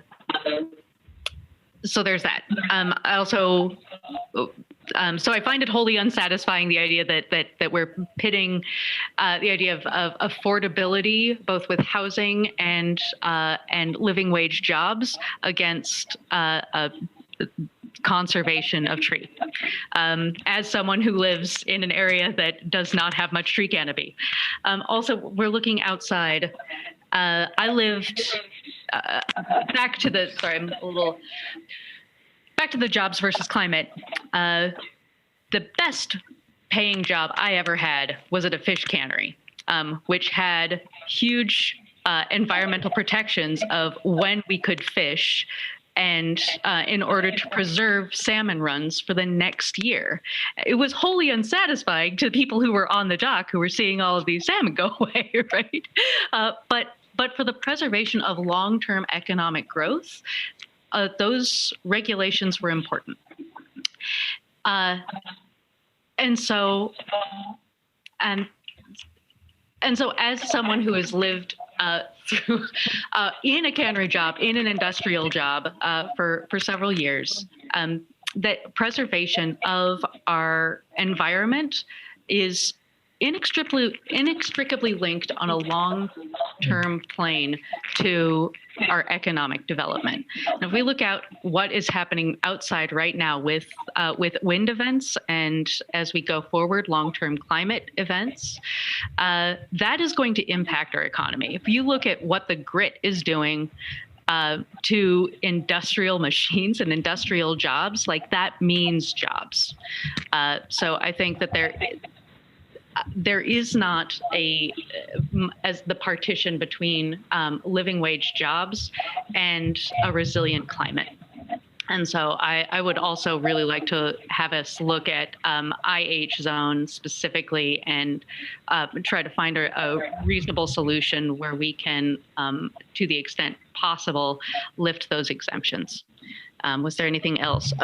And then just related to affordability for building and trees, there's that, but there's also the affordability of living trees, and that brings in our heat islands. That on a longer timeline, it is more costly for utilities. Be living in an area in a heat island. And as we're aging, our region is aging. That impacts, that heating and cooling has specific impacts on health, particularly of older adults. And we are an aging region. A lot of people who are older are living on fixed incomes, and we need to be thinking also about the impacts of how heat islands are impacting our growing aging population. So, okay, that's. Oh, and then the last thing, sorry, is to Emily. I can't. I'm getting feedback. For Emily, I just want to thank you. In our last conversation, you said that part of the economics profile did not include people who were actually working those living wage jobs, and so I really appreciate you going back and having some of those interviews, because that was a glaring lack, and I appreciate. I think we're getting noise from Bruce. Bruce, I think you need to. There you go. Okay, good ID. I'm Jeff. Yeah, just very briefly, I would caution us a little bit. We seem to be asking staff to launch into some pretty complicated analysis of IH. I really think that analysis is far better suited to the EOA that's going to be coming down the pike. We have a pretty distinct charge from the city council. I hope we can kind of fashion an end product and get it done and not turn this into a much larger work product. And one thing I would note, and I'd ask staff to respond, we've had not actually no, as I'm aware, pushback from any of the industrial groups, tech dev groups. And I wonder if that's because, and I've heard this anecdotally, it's not a huge cost impact. If you're doing a large industrial development, the cost of taking down trees simply may not be that great. And maybe that's why they're not at the table. So we may be wringing our hands over a problem we don't really have. I think the impact is much greater, as we heard. If you're trying to build a house for under $200,000 and you just spent $20,000 on trees, you can't get there. So I would like to I think there's more impact in what we're doing on some amount of housing and maybe less amount really on jobs. But my caution is, I hope we're not going to turn this into asking staff to begin doing a Goal 9 EOA analysis in order to decide how much IH land should or should not be exempt. I hope that can be more of a practical solution that they could come back fairly easily and, yeah, as I said, not turn this into a major staff enterprise. Thank you. Thank you, Jeff. And Kat has a word to share. I'll keep this brief because I think a lot of it's already been covered. So great comments, everybody. Real quick, little bit of maybe my shoulder stood up a bit, Oriana, listening to your thoughts, which I think are a really great cultural debate.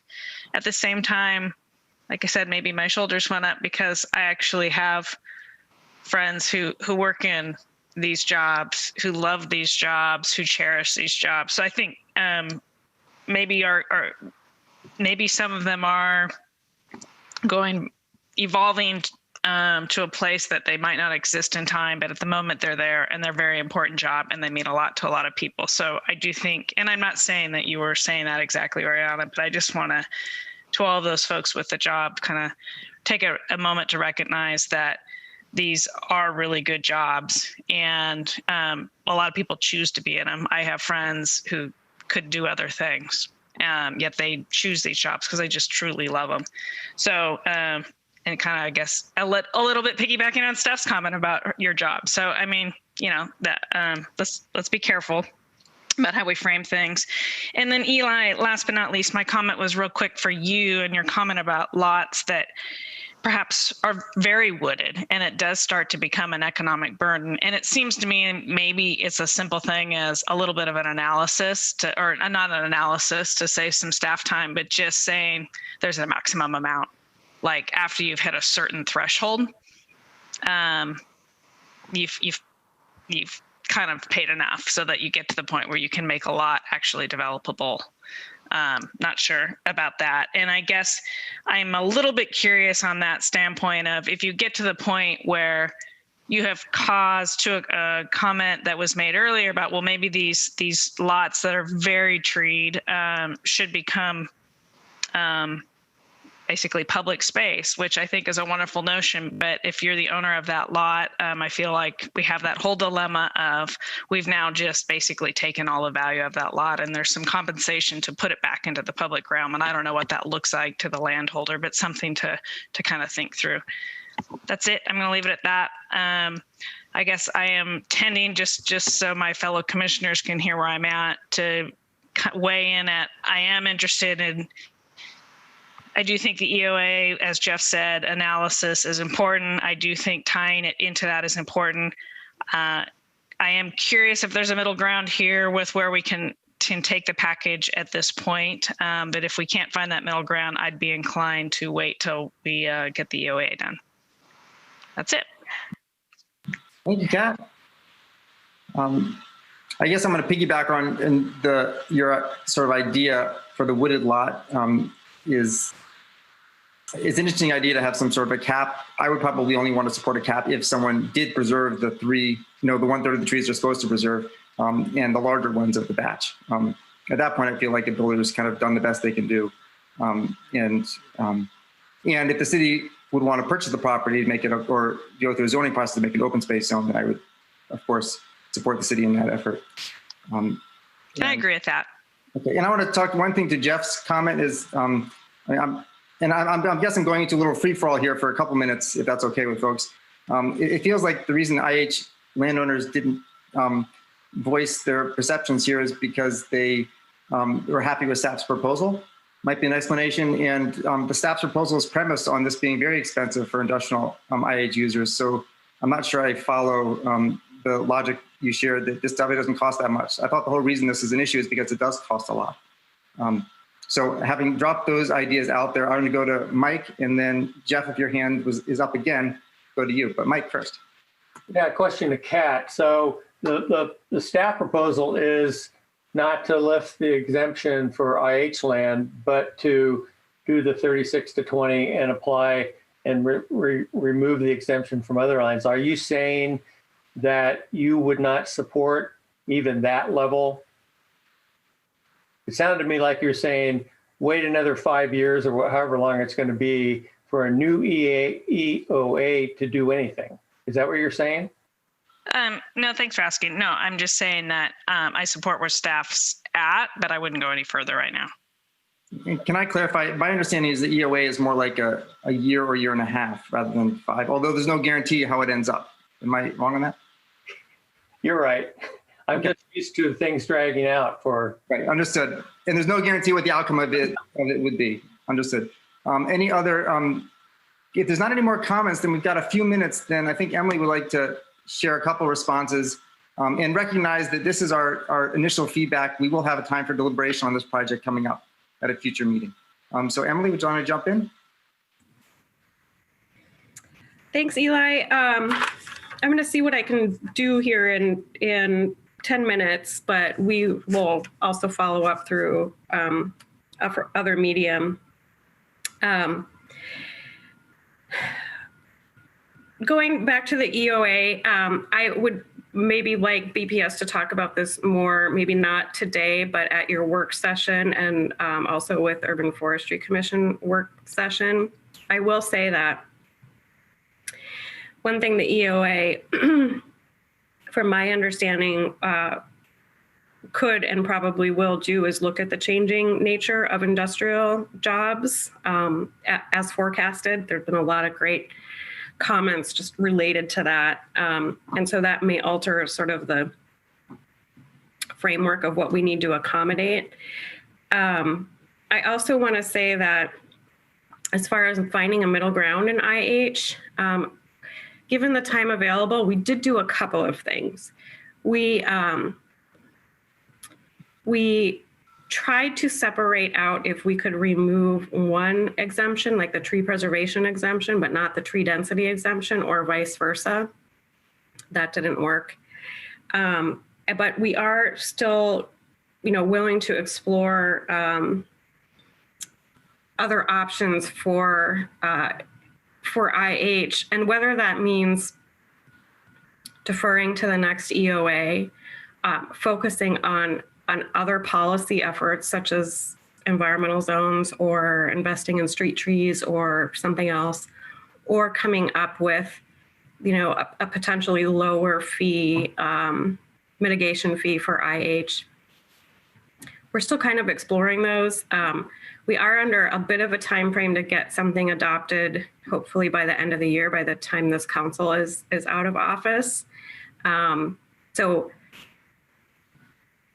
well, let's continue to talk about that with the officers in your work session in the next couple of weeks. A couple of more specific questions. Bob Salinger had a comment about the analysis not taking into account the ability to do offsite mitigation. So I'm not sure what exactly, if this means, true offsite mitigation where you're actually planting trees, or if he's referring to the ability to pay a fee in lieu of preservation or planting in the case of density. And I want to clarify, if it's the latter, the analysis, that's exactly what the analysis did. Is it factored in the costs to do that, to pay the fee in lieu of mitigation, and factored that into the cost of developing industrial sites and residential sites, and how that would affect jobs and housing production and cost. So I wanted to clarify that. And then I also wanted to address Justin Wood's comment about the, quantifying the situations where you may actually not develop a lot specifically for residential. And the analysis did address that. And so the estimate would be that over 20 years, we would lose 54 housing units. And that's because it would be cost prohibitive to to develop that many additional units. But I did want to acknowledge that, and the other thing that that analysis came up with was there was overall, over 20 years, just a 0.11% increase in housing costs for new construction over 20 years. But I did want to point out that that doesn't really address affordability. That just addresses additional cost on a macro level. So, as Justin mentioned, some developers and some parts of town are just going to absorb that cost and create a more expensive product. So it does address cost. It doesn't really address affordability. But then I also want to go back to what Micah Mescal pointed out, was that we do have that affordable housing exemption. Let's see what else I can quickly address.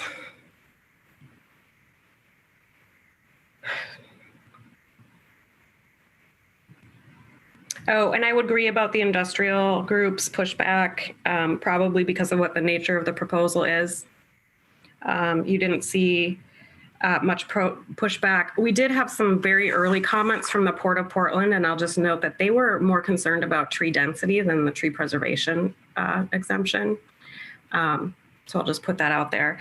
And I think a lot of the other stuff sort of relates to the bigger question of the EOA and the changing nature of that, and whether it's best to wait for the EOA to tackle the IH zone, or if there's some middle ground we can pursue right now, maybe to your commission's work sessions following this hearing. So I think that's all I have. Thank you, Emily. Great summary. So I think with that, thanks, Emily, and thanks, Tom from BPS for representing on this project. Thank you, Vivek and the whole Urban Forestry Commission for joining with us. And you will hear public testimony, I guess, again on September 17th, where it's continued to. And with that, I will adjourn this meeting and remind the public, thank you for the 7 attendees who are still watching on. We have until noon on Friday to submit written comments to the Planning Sustainability Commission. The UFC can make their own rules. So with that, we are adjourned. Thank you.